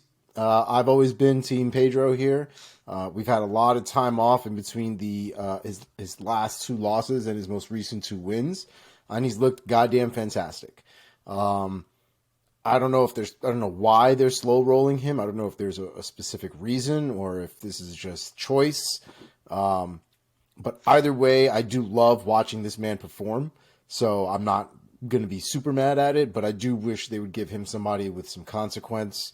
So we can, he's lost a lot of time, and yeah, you're not going to get that back. And I don't see, after this win, especially at this point, how you don't give him somebody of consequence going forward. So let's go Tyson Pedro, round 1 KO. Well, boys, we are once again unanimous in our picks. I totally agree. You guys took the words out of my mouth. I think Tyson Pedro is for real. out of his 9 wins, all of them have come by a finish. I think the guy's a stud, and sure, why not? I'll roll with it. You both said round 1 knockout. That's what I was thinking as well. So let's go Tyson Pedro, round 1 Boy, knockout. we're jinxing the fuck out of this guy with that. I'll tell you what, round though. 1 knockout pick. Tyson Pedro at least had the decency to lose to Shogun Rua. He didn't do anything fucking crazy and kill him on his retirement fight or anything. You look back at who this guy, like, he's fought Khalil, he's fought Paul Craig, he's fought OSP, right? He's fought Shogun. He killed Paul Craig. Yeah, he murdered he's been Paul in there Craig with dudes. It's not like he's some raw guy. Like, I get it, he was hurt for a bit, but like, all right, let's get him back in there with fucking people. And he's got his losses, but his performances when it comes to his wins are nothing short of what Ronda Rousey, I feel like, used to do. He goes in there and he fucking murks people. I don't think he's... Bro, in fights that he's won, he's never been out of the first round. He murders people left and right. Yeah, that's true. Let's go Tyson Pedro. Let's go. Okay. I think we are sticking with the light heavyweight division here. Jimmy Crute taking on Alonzo Menefield. So Name card opener. Yeah, this is such a good fucking fight. Jimmy Crute, the Brute, 26 years old, out of Australia, 12-3 as a pro. Only 3 of those wins making the distance, so 5 knockouts, add 4 subs to that. He is looking to get back into the win column with back-to-back losses against Anthony Smith and Jamal Hill back in December of 2021. He's had a bit of a layoff. Alonzo Menefield will be standing across from him, the 35-year-old out of Dallas, Texas, 13-3 as a professional, 10 knockouts of those 13 wins. He is coming off back-to-back wins, so looking to really extend that into a streak, most recently defeating Misha Serghei back in October. Mark, start us off here. Give us your thoughts and a pick. All right, so Crute is actually almost 2-1 here. He's a minus 190 favorite. Menefield is plus 155 as the dog, so a little smaller. The size is pretty comparable. Crute is 2 inches taller, but he will have 2 inches less in the reach department. That's what I thought. Menefield is a guy who has flashed talent before. He holds a knockout of Paul Craig on his record. He's also had some losses where he's looked pretty shaky. But now, though, he seems to be putting it together. Like, he has looked phenomenal in his last 2 wins. And they were against a bum with a fake record and a clearly washed Misha Serghei. So maybe that's part of it, but he has truly looked very good. Like, he's turning a corner in a way. My concern is that this is kind of a big jump from those opponents. I know it's been over a year since Jimmy Crute fought, but you got to think he's been working on things. He probably wasn't happy with his couple losses. I'm expecting to see a very good Jimmy Crute here. He's another guy who holds a win over Paul Craig, and he did it by out-grappling Paul Craig, which not many people can say. And I think that's the key for him in this one. If the striking isn't going well, he can look to take this to the mat. Whereas I think Alonzo has to kind of come out, find Crute early, and set a pace and turn this into a striking contest. Because if he doesn't, I think he can end up in some tough spots. The counter to that thought is that Menefield is strong as hell. Like, if you look at the guys who have beaten him, it's OSP, Devin Clark, and William Knight. And they're all guys who are strong as hell themselves. So my one pause is Crute actually, like, strong and powerful enough to control Menefield and be able to wrestle with him and not just get kind of shucked off? But I'm leaning toward yes, just because I really rate Jimmy Crute as a grappler. So I think the technique will help. So we've seen Crute finish quickly before by Jamal Hill. That's what made him take this break. It could happen here, but I'm going to say he can hang on the feet. Eventually we'll drag it down, and I think he can finish it there. So I'll say Jimmy Crute, second round sub. Okay. That take is so funny because now that I'm really looking at Menefield's record, the only guys that have beaten him are guys with thighs bigger than him. Yeah. Legit. Like William Knight is out of everybody that he's lost to, William Knight is the biggest man that he has fought. He's the biggest man I've ever seen. He's definitely there for sure. Yeah. OSP has always been a monster of a human being.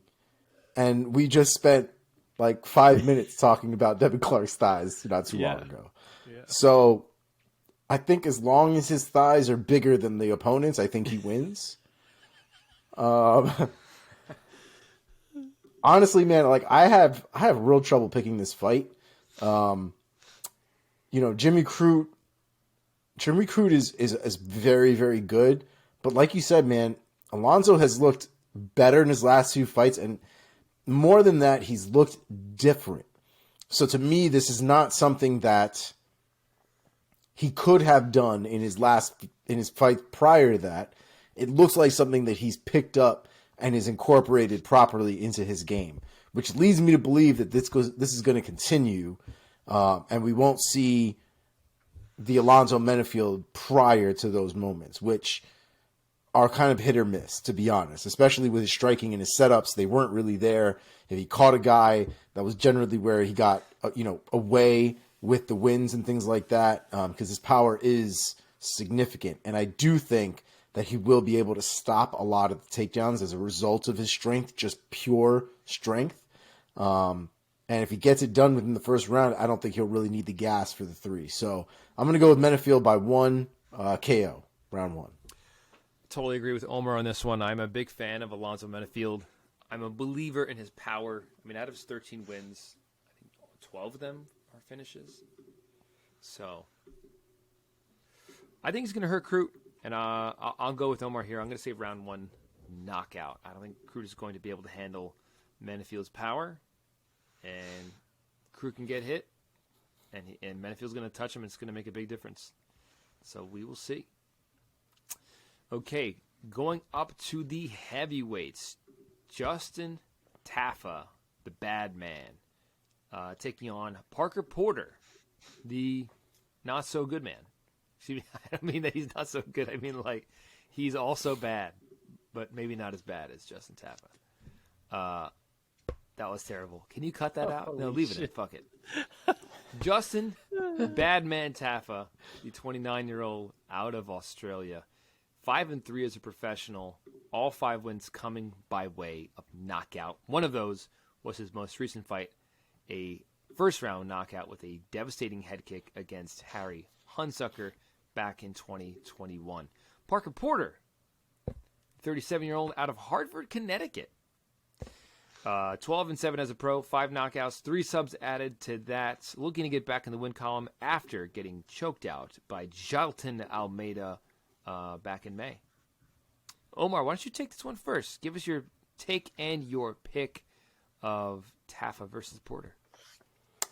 So, did we ever find out if Justin and Junior Tafa are the same person? Because I'm starting to think they're the same person. It's fishy. It's fishy. It's very fishy here. It's the same slot on the card. It was literally Junior Tafa's slot. Then his opponent got hurt. They gave him a new opponent. Then he got hurt, and they were like, it's okay. We're going to put in a fight with Justin Tafa in the same slot. It's wild. Yeah, it's fine. So it's not, Justin Tafa is not Junior Tafa. No, it's not. It is a different person. Yes. It's a lot of crazy shit that went on for us to get here, and it's very confusing. It does not help that they're like identical twins or something. They look ridiculously close. Yeah. In visual comparison. Anyway, this fight will be a couple of things. This fight will more than likely be violent. This fight will be extremely sloppy. And somebody will be getting knocked out. With all of these things in mind, I'm going with Justin Tafa. Round 2, KO. Mark. Tafa's the slight favorite. He's minus 130. Parker Porter is plus 105. The resume honestly points to Parker Porter here. He's 3-2 in the UFC, and his losses are Chris Daukaus and Jailton Almeida. So pretty respectable. Justin Tafa is 2-3, and the losses are Jorgen De Castro, Carlos Felipe, Jared Vendera. Like, it doesn't look as good. It feels like it shouldn't be Tafa, but for some reason I feel like it's going to be. He's the same size as Porter. He is quicker than him. He's going to have the hometown crowd. And Porter isn't a finisher. So Tafa's going to have some time to find a kill shot, and that's kind of what he does. So I'm going to say he finds it. Justin Tafa, round 2, knockout. Everybody who beats Henry Handsucker wins again right after. So I'm going to go with that piece there. Okay. Now I'm looking up Harry Handsucker to see. We are once again unanimous.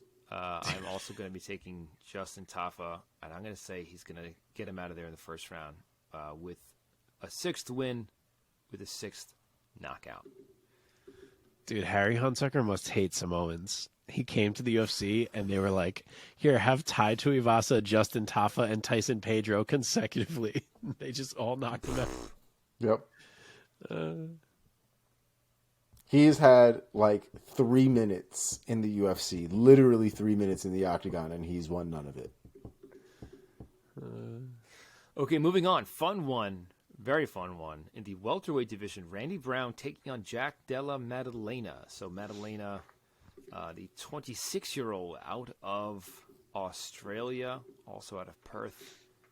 13-2 as a pro, 11 knockouts, 1 submission, only 1 win went the distance for Mr. Maddalena. He's on quite the win streak. He's undefeated in the UFC so far, 3-0 in the UFC, as well as winning on the Contender Series. Most recent win coming against Danny Roberts, a TKO back in November. Only 2 losses of his career were the first 2 fights of his pro career, so he's been on quite a tear. Let's see. Randy Brown, Rude Boy, the 32-year-old out of Jamaica, 16-4 as a pro, 6 knockouts, 5 subs added to that on a 4-fight win streak. Most recently, decision win over Francisco Trinaldo back in October. He is 10-4 in the UFC. Omar, take this one first. Randy Brown, Jack Della Maddalena, what's your pick? Bro, this is such a difficult fight to pick. I love both of these guys. I rank both these guys, as far as prospects are concerned, pretty high. I think we've talked about Jack Della Maddalena potentially doing something big this year. Mark, I got to ask you, what are the odds for this one? I got to know. You want to guess or you want me to tell you? I would say Maddalena's probably a favorite, but it's got to be close, man. It's got to be like 110, 100, plus 100 for Randy Brown. Minus 340 for Jack. Plus 260 for Randy Brown. Yeah. All right, well, that's the craziest fucking thing I've ever heard. Yeah. That's not even close. That's... Yeah. Wow. I thought it'd be in the hundreds. I thought maybe Jack like minus 160, 70. I didn't see this. Honestly, dude, I thought it'd be a pick'em, man. I mean, Randy Brown has got a lot of physical attributes that make this a real fucking problem. And not to mention, Randy Brown in general is just a fantastic fighter. I'm not really sure why he's being counted out here. I will grant that Maddalena's game, his pressure and the pace is a bitch. I give you that wholeheartedly. And Randy Brown, I think recently, though, has shown a lot more composure when it comes to the long game, when it comes to the cardio. I don't see it being that definitive of a choice. I think that's a little wild to me. And to be honest, with that in mind, now I'm offended for Randy Brown, and I will be picking Randy Brown to win this by split decision. All right, the emotional pick. Wow. Mark. So, yeah, as I said, Jack minus 340, Randy Brown plus 260. As Omar alluded to, 4 inches of height and 5 inches of reach in the Randy Brown corner, which is so much. And Randy Brown is so talented and should be able to lean on that. And I love Randy Brown, and I've been a believer on his rise, but I am more than sold on Jack Della Maddalena. And I am picking him here to beat Randy Brown and to do it in style. I think Jack is going to be walking Randy Brown down in a way that makes him uncomfortable in the striking. And I don't think Randy Brown's typical striking is thrown with enough power to deter Jack. Obviously, he has power and he can land big shots.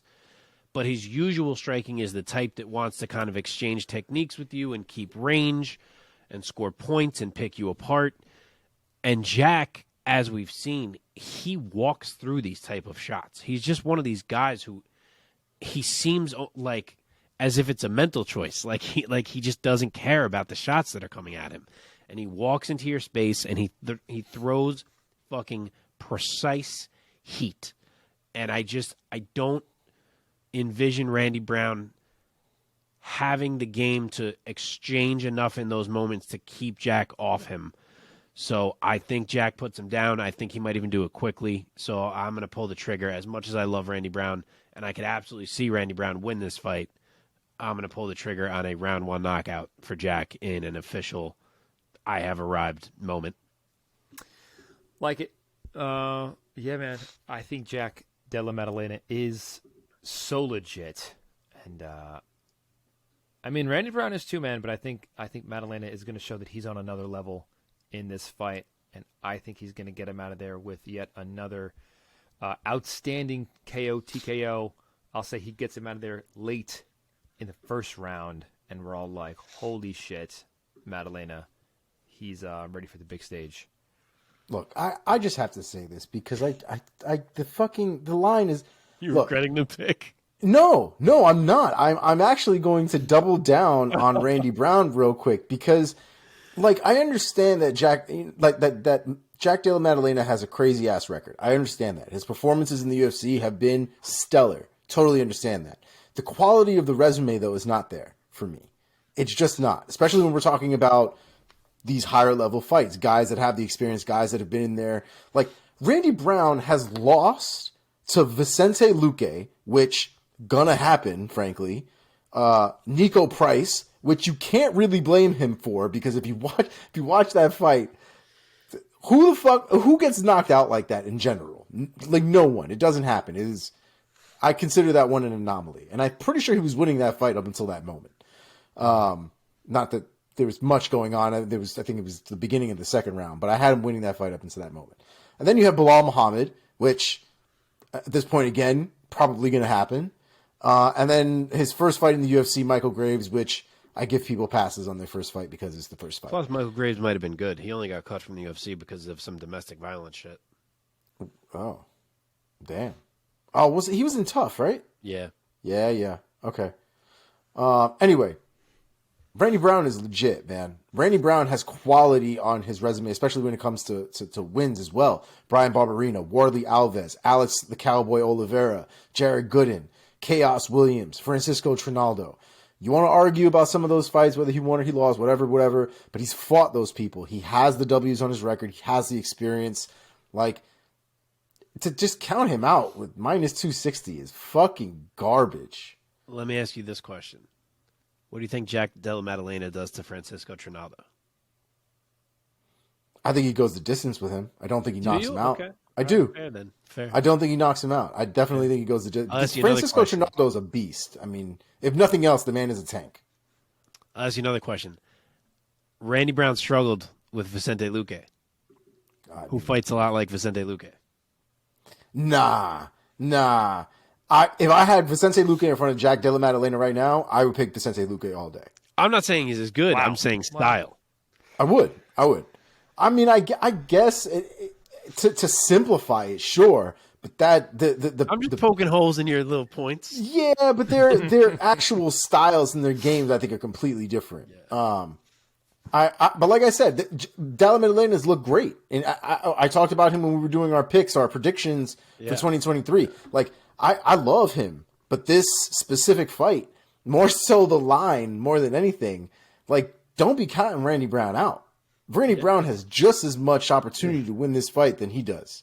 So I just remember what is going on here. Don't let the line fool you into thinking this is a done deal because it's fucking not even close. I love that one of us is on Randy Brown. I love that you took this stance because I love Randy Brown and I think he's very good. And you're right, as we've said, going from Danny Roberts to Randy Brown is quite a jump. Like, they skipped a lot of steps with Jack, and I get why, because he looks unbelievable. But, like, it's a big jump, so you never know. Yeah. And let's be real. If Madalena loses, it's not going to be the end for him. You know what I mean? Like he'll be good. I think Randy Brown is on a nice little streak right now, and his performances I think have been pretty legit. We've had a couple of controversial decisions probably here and there, but the fights themselves and his ability to win I think is notable. For sure. Round 1 knockout, baby. I even gave Madalena love by saying split decision. All right. Okay, co-main event time, gentlemen. In the featherweight division, Yair Rodriguez El Pantera takes on Josh Emmett. What a featherweight fight. My God. For the interim title. Don't forget that. Oh, that's right. That's right. Oh, man. You're going to hold on to it until Volk gets back. Forget it. Okay, you have Yair Rodriguez on one side. He's the 30-year-old out of Parral, Mexico. 14-3 with 1 no contest, 5 knockouts on his record. 3 subs added to that, coming off of a TKO shoulder injury victory over Brian Ortega. Not how anybody wanted that fight to go. It ended late in the first round. Before that, he lost a unanimous decision to Max Holloway. But Yair is one of the most exciting fighters on the entire roster. Don't get it wrong. Josh Emmett, a knockout highlight reel to rival anyone's. The 37-year-old out of Sacramento, California, 18-2 as a pro with 6 knockouts, coming off of a split decision victory over the very dangerous and very talented Calvin Kattar back in June. Mark, let me start with you this time for this co-main. Give us your take and your pick of Yair versus Emmett. All right, Yair, a small favorite, or decent favorite, minus 165. Josh Emmett plus 135 as the dog. Yair's going to have 5 inches of height on his side, but only 1 inch of reach, though. This is a very weird title fight to me, to be honest. It feels weird because on one hand you have Yair, who in the last 40 months has a record of 1-1 with a loss to Max Holloway and an injury victory over Brian Ortega. Mm-hmm. So to have him in a title fight feels a little strange to me. Obviously, we know his talent. And then on the other side, you have Josh Emmett, who, of course, is on a 5-fight win streak. But, man, is he squeaking by in these last couple fights. Like, Dan Ige was a close-ass decision. I did maybe barely see that for Emmett. But Dan Ige is certainly no title contender. And then Calvin Kattar, he squeaks by. And I'm not sure that was the right call. So it feels a little odd for Josh to be in this spot as well. But one of these guys is about to have a belt wrapped around their waist. So usually you kind of see more convincing runs into title fights than these. But that aside, these guys are both talented fighters for sure. And one of them is going to get a crack at Volk after Saturday. So huge opportunity for them. As I said, Yair will be taller in there, a bit longer. Josh has been the shorter fighter before, though, plenty of time, so he knows how to deal with that. We all know the power of Josh Emmett, and Yair is not a guy who doesn't get hit. Like, he's not one of these guys who's always so clean in there. He does get hit. A lot of times he plays the take one to give one game, which is not really something you want to be playing with Josh Emmett. But Yair does have a chin, though, and I just tend to think that he is too good and too dynamic of a striker to be put down by Josh Emmett. I mean, he's so dangerous on the feet that he turned Max Holloway into a wrestler, which no one does. So, and granted, Josh Emmett can wrestle. I think that could actually be a really interesting and smart wrinkle for him to introduce to this fight. So I wouldn't rule that out. But Yair has also improved his scrambling immensely ever since getting wrecked by Frankie Edgar some years back. And on the feet, Emmett is so good in the way that he closes distance and builds power by kind of like weaving his head low almost leading with it so he can kind of close in and then he swings over the top. But I also think that kind of style puts his head out there for a guy who is precise enough and quick enough to take advantage of it, and I think Yair Rodriguez is that guy. I think that Emmett's head is out there when he steps in and loads up, and I think strikes up the middle can take advantage of that. And against a guy who has every strike in the game, whether it's a lead elbow or a knee or a front kick or who knows what Yair Rodriguez, it'll be a backflip kick when coming from Yair Rodriguez. I just think with a guy who has that many weapons, that head is going to get hit. And I actually see a counter-jumping knee from Yair, so I'll get extra specific. And I'll say he does it in spectacular fashion, round 3 knockout for Yair Rodriguez. Wow. Okay, Omar, it's your turn. Give us your take, your thoughts on how this fight is going to go, and ultimately your pick. Yair Rodriguez is my boy. That's just what it is. I was never going to pick against him. Could have been a logical pick. Could have been not. I was never going to pick against him.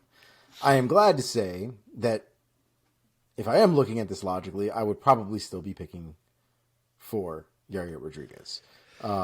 He is, like Mark said, a dynamic striker. The man comes from a lot of different angles. His movement is absolutely solid. He does take damage, but a lot of times for me, I feel like he takes the most damage when it comes to guys who are just as fast as him and or as dynamic as him. When it comes to guys who like to load up and guys who like to carry big power, I think he tends to read those guys a lot better, and I think he reacts a lot better as well.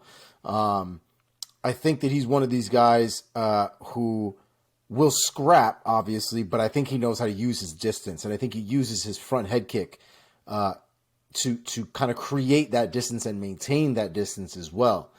I'm excited to see what he's able to do here to Josh Emmett, because when we talk about the quality of the resume, we kind of fall back on the same argument here, where Yair has fought fucking everybody. I mean, Yair has a crazy ass resume for somebody who, you know, is as young as he is, but has been in the UFC since like his 7th or 8th fight.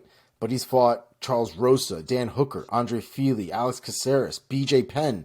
And, you know, this was the tail end of BJ Penn, but like he lit BJ Penn up. Like that was a wild ass fight. I forgot that was even a thing until you just said that. Yeah, he beat the shit out of BJ Penn. That might have been the last one for BJ. I can't remember, but yeah. And then he ran into Frankie Edgar, and that's when he realized that wrestling was a different thing, and he needed to be on a different level when it came to the wrestling. And then he got into the war of the century with Chan Sung Jung, and then ended up landing that beautiful elbow at the buzzer. Got eye poked by Jeremy Stevens, or poked Jeremy Stevens. I don't remember who did what. But eventually came back to beat Jeremy Stevens. Like, there's so much quality, so much meat and potatoes behind this man's resume that it's hard for me to pick against not only the talent, but also the quality of the wins that he has, and even the quality of the losses. So I'm going to go with Yair Rodriguez confidently here and say he is winning this fight by unanimous decision. And new interim champion, another fucking stud from Mexico, Yair, the fucking Panther. Woo! Let's go. Is that his nickname, the Panther? La Pantera. Oh yeah, right. Yeah, I did know that.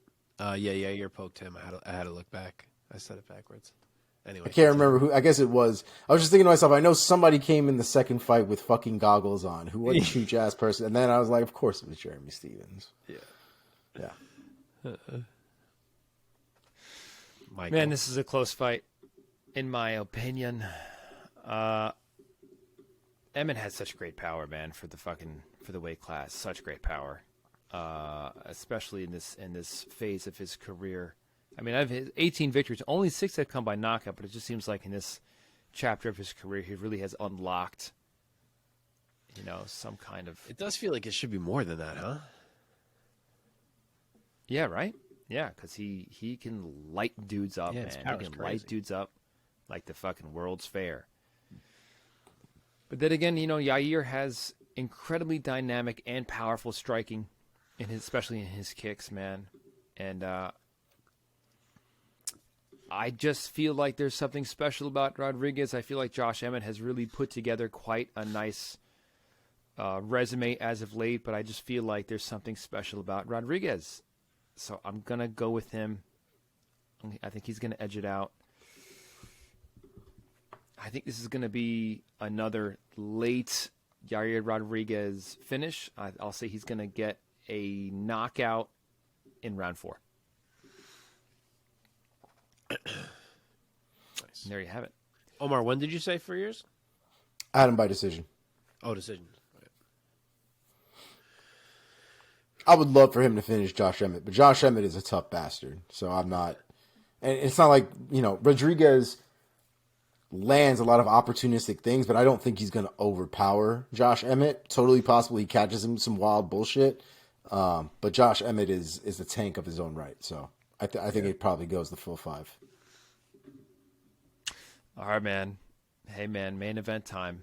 That's History will be good. made.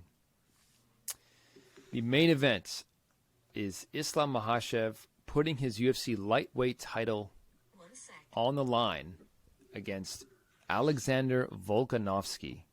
So Makhachev, he is the 31-year-old out of Dagestan, Russia, 23-1 as a pro. He's on quite the win streak, most recently capturing UFC gold by defeating Charles Oliveira by arm triangle choke back in October. Volkanovski, the 34-year-old out of Australia, 25-1 as a pro, 12 knockouts, 3 subs. Also on a ridiculous win streak. He's undefeated in the UFC, 12-0. Most recently coming off of a UD over Max Holloway. His second win over Max. Second or third? Third. Third, Jesus, yeah. That's right. Man, oh man. Omar, let's start with you this time. Give us your take and your pick of this Clash of Champions. I think it's criminal how under promoted this fight specifically has been. Before we started recording, I sent a picture. I was on the UFC website, preparing, looking at rankings, whatever. When I got to the website, I might as well have typed in fucking powerslap.com because it was just all power slap. There's a little ticker at the bottom for the fight coming up with Islam and Volkanovski on it. It's better now, thankfully. It's them everywhere. They heard you. Well, it's fight week. They're doing the bare minimum as far as I'm concerned. They've got embedded, which I feel like is a given for pay-per-views at this point. So it's not like they're doing anything extra. And I think they should be. I can't, for the life of me, remember the last time we had a legit fight, not only of this magnitude, but of this caliber. Right? Like, when I talked about it, I think the last time was GSP versus BJ Penn.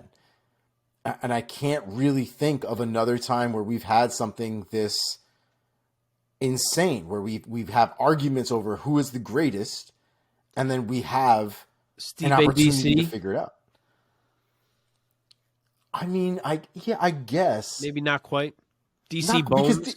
Because Stipe at the time still didn't come with that kind of aura, right? Like, he had worked his way to get there, but like Islam has almost drifted through the shadow of Khabib and has kind of surpassed it at this point, right? Or at least lived up to it at the very minimum, right? And so he's kind of walking around with this aura of invincibility. Volkanovski has absolutely battered everyone he's come into contact with for the last 5 years or whatever the hell it's been. And so he comes in with this aura, maybe not of invincibility, but of absolute brutality. And so GSP was the dominant guy, right? GSP was the guy that you couldn't beat because he was just better than you everywhere. And then you had BJ Penn at the time, who was the prodigy. He was just that good. You couldn't beat him. He was going to, whatever it was, striking, ground game, he was going to get you. And then that build up, the result was one thing, that was what it was.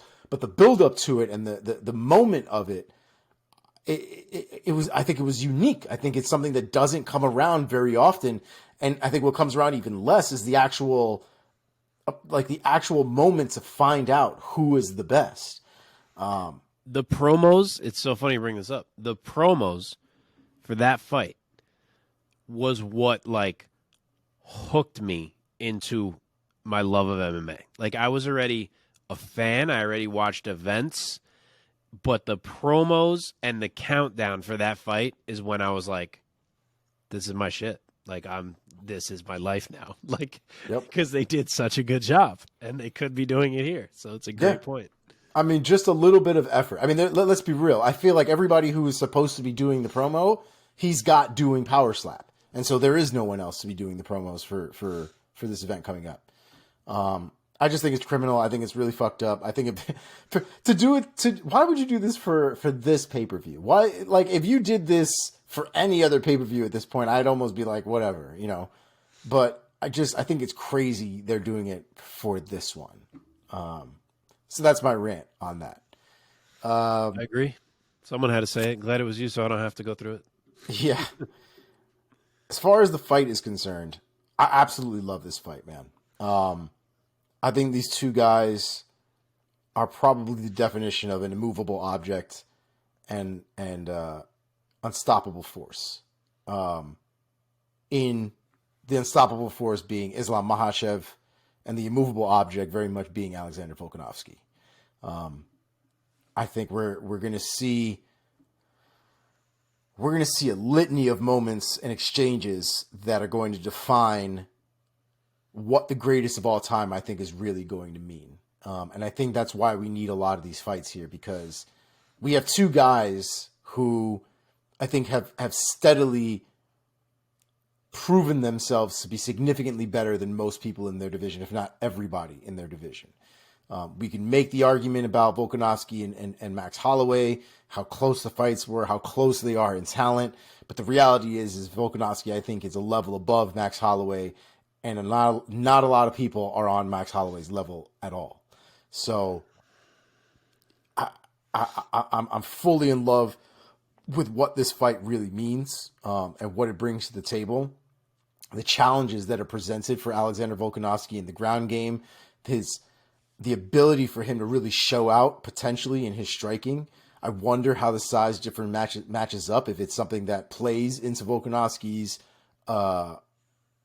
into his game plan and potentially makes it an advantage that he's a lot smaller than Islam, or if Islam literally like big brothers him and just fucking ragdolls this kid all over the place, and we see something that we've never seen before in an Alexander Volkanovski fight. So I'm excited, man. This could really go either way.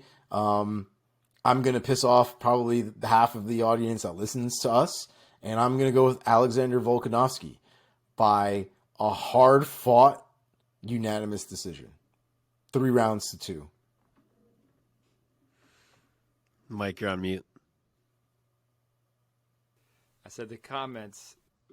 Yep. They're happening right now. It's this. Feverishly. All right, Mark, take it.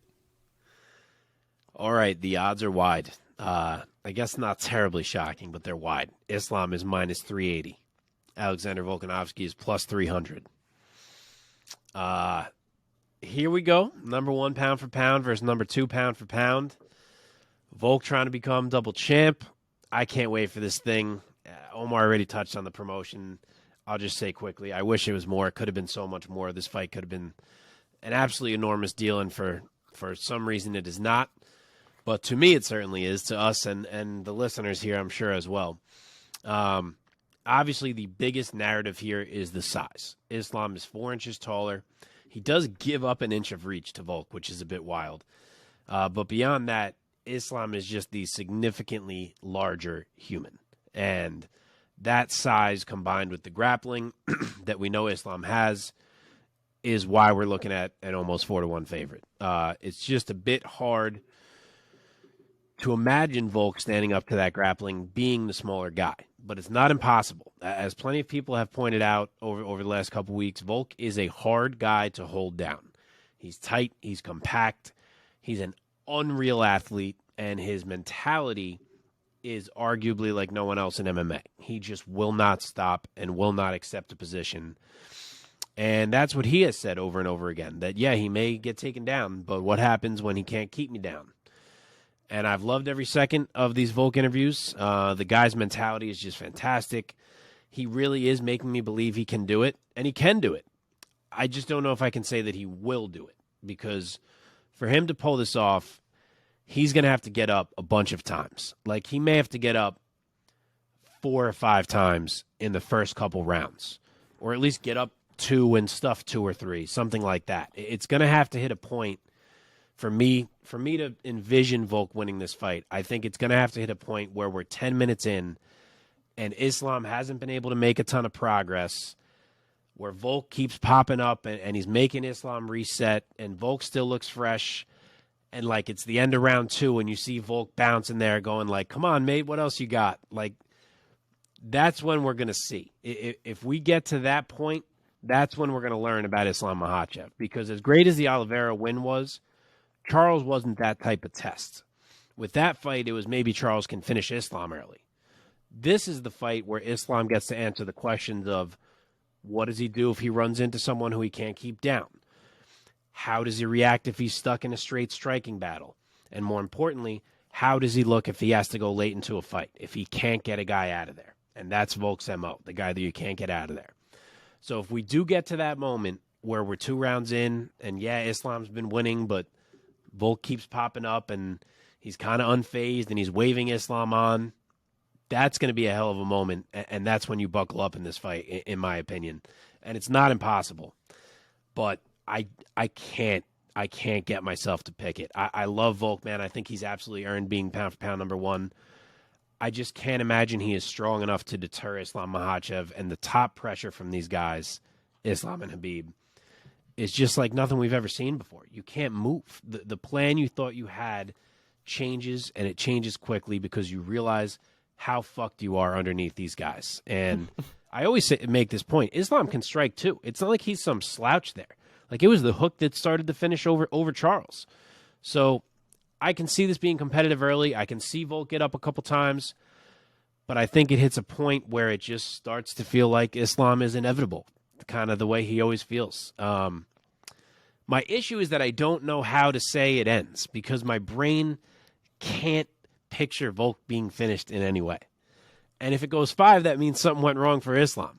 So if I'm picking Islam, I got to pick a finish. So I guess I'm going to say he finds a choke. I'll say Islam rear naked choke round 3, and that Volk doesn't tap. He goes out, and Islam is the new pound for pound number 1. I will say, if there's one thing I trust about that fight, is that Volk will not get gassed. Oh, fuck no. The training the training that Dan seemingly goes through is absolutely fucking absurd. And even watching him at the tail end of these training sessions, he still has tons of energy to get through it. I don't know how this works. I don't know what he does. I don't know how. It has to be all mental by that stage. And I don't think, love Charles, but he's vulnerable there, right? I'm not going to say he's a bitch and all this other stuff that people get crazy about when it comes to Oliveira, but there are moments where he allows things to happen. Volkanovski doesn't do that shit. It doesn't matter how hard you hit him. It doesn't matter what position you put him in. Like, he's not going to allow or stay or accept the bad positions. Even the Ortega thing, right? Like, he got I don't know if he got caught or he got just tripped onto the ground. But when he got caught in that choke, that man there was no thought in his head of him tapping to that sequence. And he continued, and it wasn't even like he wasn't doing anything and just kind of scrambling and panicking. This man was doing everything he could to get out of there, fully conscious, fully aware of the danger he was in, and never stop fighting. I can't see a world for me where Volk gets outworked and out fought. Honestly, it's like I understand this is Islam. I understand what we've seen. I understand how he's essentially run through everybody that he's come up against. But to a certain extent, so has Volk. And again, we can talk about the Max Holloway fights. Volk didn't really take him down or do anything, have to worry about the ground game as far as that was concerned. But I just think he's so talented, man. And I don't think the ground, I want to believe that the ground is not going to be as terribly productive for Islam as it has been for literally every other guy Islam has fought.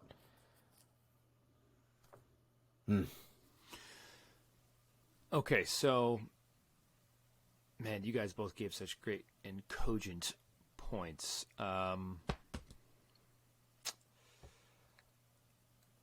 Yeah, I can't bring myself to pick Volkanovski. I think Islam is going to be just too much for him. I think if Brian Ortega could get Volkanovski in 2 tight submissions, I think if Islam gets him into that, the squeeze of Islam, as great as Ortega is, and as much of a submission sniper as he is, I think that the squeeze of Islam at 155, and he is a big 155er, I said it, is going to be a different feeling than the squeeze of Ortega. Does he get Volk out of there? I'm going to say I think he gets Volkanovski out of there by submission. I'll say round 3. He's going to catch him. I think he's going to have a hard time in round 1. Round 2, Volk might have a little bit of a comeback round, maybe escape some takedowns, and then round 3, Islam's going to do what he does, and Volkanovski's going to be shaking his head. Because Islam is too good, and Islam is going to be too big. And with that, let the comments flood our clip here. They should be proud of us. 2 of us picked their boy. That's right. I'm rolling with the Volk. That's right. Yeah. Honestly, man, this is such a great. It's such a good fight. If it really does hit a moment where we realize, like, oh fuck, it's not working for Islam. Like, look at this boy Volk. It's gonna be the tension of like feeling like holy shit, Volk can actually win this is gonna be crazy.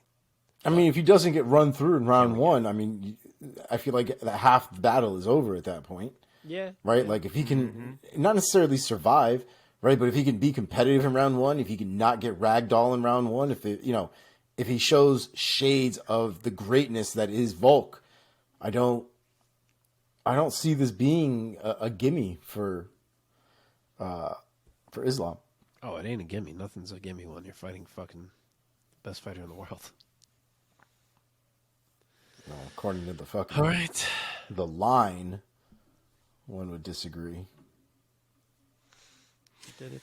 Well, boys, I have a little bit of trivia I have one as well. for us here. Shit, 2 weeks in a row. Holy moly. Might be my new shit now. Imagine we have the same question. You want mine first? Sure. Whoever you want. Okay. Let's see. Okay.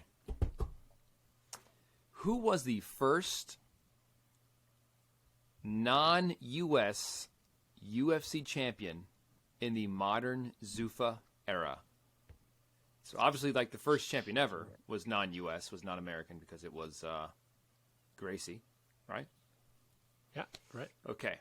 In the Zuffa era, who was the first non-US champion in the Zuffa era? Was it A, Carlos Newton, B, Vitor Belfort, C, Bas Rutten, or D, Murilo Bustamante? Where the fuck is Carlos Newton from? Fuck. Brazil. Incorrect. Is he really? Yo, why am I just realizing that? Wait, you said incorrect? Carlos Newton's not from Brazil? Carlos Newton is Canadian. His nationality is Canadian. You're right. I remember him repping Canada now that you're saying that. But is he part Brazilian blood though? Why is Brazil in my head for Carlos Newton? Now I have to look up Carlos Newton. Well, I guess I can't look. I up thought he now. was. I thought he was American this whole time, so at least Canadian makes a bit more sense. I do remember him talking about Canada. I wrote down all the nationalities. Newton was Canadian, Belfort Brazilian, Boss was Dutch, and Bustamante Brasileiros. It's tough. I thought the choices you gave might be wider apart. It's tough to think to align those. I feel like I'm kind of stuck between Bustamante and Boss.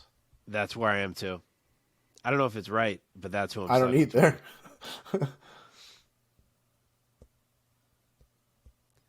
I mean, Bustamante was champ certainly before Vitor was.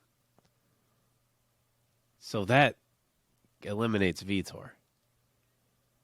I can't, because Boss was there for like a minute, and I can't remember Literally where that, and I he can't never even remember defended when the that belt. minute was. I can't remember when that was, or where that falls in the timeline. I think. Yeah, it's between Bustamante and Boss. Fuck. I'm trying to remember them both being in Pride as well. Or did Boss ever fight in Pride? Maybe not, but I should say in Japan is what I should be saying. I think he did fight in Pride. Did he have Pride fights? He had so many in Pancrase. But yeah, I'm trying to. Fuck. Actually, maybe not. I think didn't. He was the commentator for Pride. Yeah. Yeah, he was the commentator for Pride. I am going to say Boss was first. I'll go with Bustamante, just so we get a 1-1 here.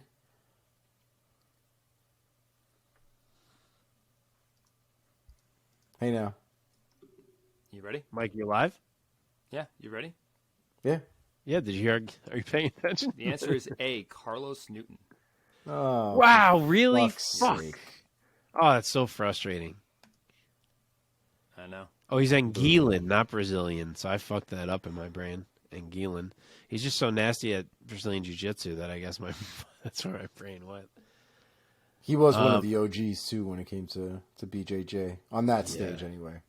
Yeah. Wow, so his was first. What was you have the years in front of you? Yep. So Carlos Newton, out of Canada in the Zuffa era, in the year 2001 at UFC 31. Wow. He won the UFC welterweight championship over Pat Miletich via bulldog choke in the third round. UFC 31 was only the second event in the Zuffa era. The first one was UFC 30. So on only the second event, Carlos Newton was the first non-US champion in the UFC. He was also the first ever Canadian champion before GSP. There was no Canadian champion in the old era. Does that have a name? The old era? It's called the old. What year was that you just said? 2001. Like anything in the 90s, I generally just refer to it as the Bronze Age. Oh, so this was a fucking trick question then. Why did you say that? Because Boss was before that. Boss was in the old era. Yeah, you gave us someone who wasn't in the Zuffa era. Yeah, the question was who was the first non-US champion of the Zuffa era? But one of the choices was champion not in the Zuffa era. Correct. So what? Yeah, Mike said to go fuck yourself. We're trying to guess which guy won his belt first. We thought you were giving us four choices that are from the Zuffa era. But Mark does not like your trick. But you gave us a choice from before the Zuffa era. Right, we thought you were giving us four choices within it. That's a trick question. I don't quite understand why you think it's a trick question, but no, it's not a trick question. Your answer was a trick. He does not like. All four of these guys were champions. But Boss was champion before Newton was champion. So was Vitor. Vitor was also a champ in the old era as well. And so was Bustamante then? Bustamante was in the modern era. Okay. But what year was Vitor champ? Well, the question mark for me, in the modern era, Vitor was champion 04 at UFC 46. I'm saying he won light heavy. In the old era, he won the heavyweight tournament at UFC 12 in 1997. But it's unclear as to whether that counts as a championship. Yeah, I don't think it was. Tournament winner. I don't think Yeah, they counted champions wasn't. until the But, new like, he was until given, Zupa like, took over. all the tournament winners were like given a belt, and they're just like, yeah. Yeah, but they're not like he's not listed as a UFC heavyweight champ. If you look at the heavyweight title lineage, Okay. but Boss is, and Boss won it in 1999.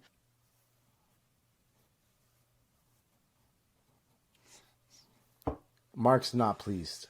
Mark did He's not not read. pleased. He did not read the instructions. We read the instructions. We were given choices that were not part of the instructions, essentially. But Mark, you're the one who freaking watched the whole lineage. That's like part of the, like, if you were like, I would think you would eliminate Boss. You'd be like, I think Boss might have been too early because he might have been before the modern era. So he would be like eliminated. Mark's frozen? I think he's frozen. Mark's frozen on a a fantastic shitty grin. frame of him just shitting on Mike. He's displeased. I need to take a snapshot for a few of this seconds, right I thought now. Mark was just like grilling me, like smile grinning me. Same. Smile And grilling me. he is frozen. Actual we recording might is higher quality. we might need to just end it here because I don't hear a word he's saying. Well, folks, I think Mark's gone. computer has is he coming has back? told us no Let's give more. him a second. Let's give him a minute. Let's give him a minute. So who was your guess? You said Vitor or Morel? No, it was You said I don't know. Bustamante. It was either Bustamante or Boss. I think he went with Boss, so I went with Bustamante. Yeah, Boss was in the old era when he was. Yeah, champ. I think we were all under the impression here, 99. myself included, that all of the choices were of valid fucking people. They're all champions. I don't understand. But That's they're- part of the question. No, but the assumption was that they were all champions within that era, just who came first. In the correct era that you were asking for, just who came first. Not that some of them were not even in the same era that you were asking for. Well, I made sure that they were all around there because Boss was like only a year before. It was a hard question. It was a trick question, you fuck. It was not a trick question. Who was the first non-U.S. champ in the modern era? Oh, now you. There's Oh, I was two going to say now you components. froze. If you're watching this right now, drop a comment below. Do you think it was a trick question? Mark's internet went out, so let's wrap it up, baby. Signing off. He goes in our text thread, Marcos, my internet is completely out. Wow. Pay your Okay. bills, kids. Hey, enjoyed the UFC pay-per-view this weekend. Incredible historic title fight. And Omar, any words of wisdom, any parting shots? Train Muay Thai if you haven't. I recommend it, and it makes you look badass, makes you feel good, and you should know how to protect yourself. So there you go. Thank you, sir. Our boys, or boy. See you next week. Peace.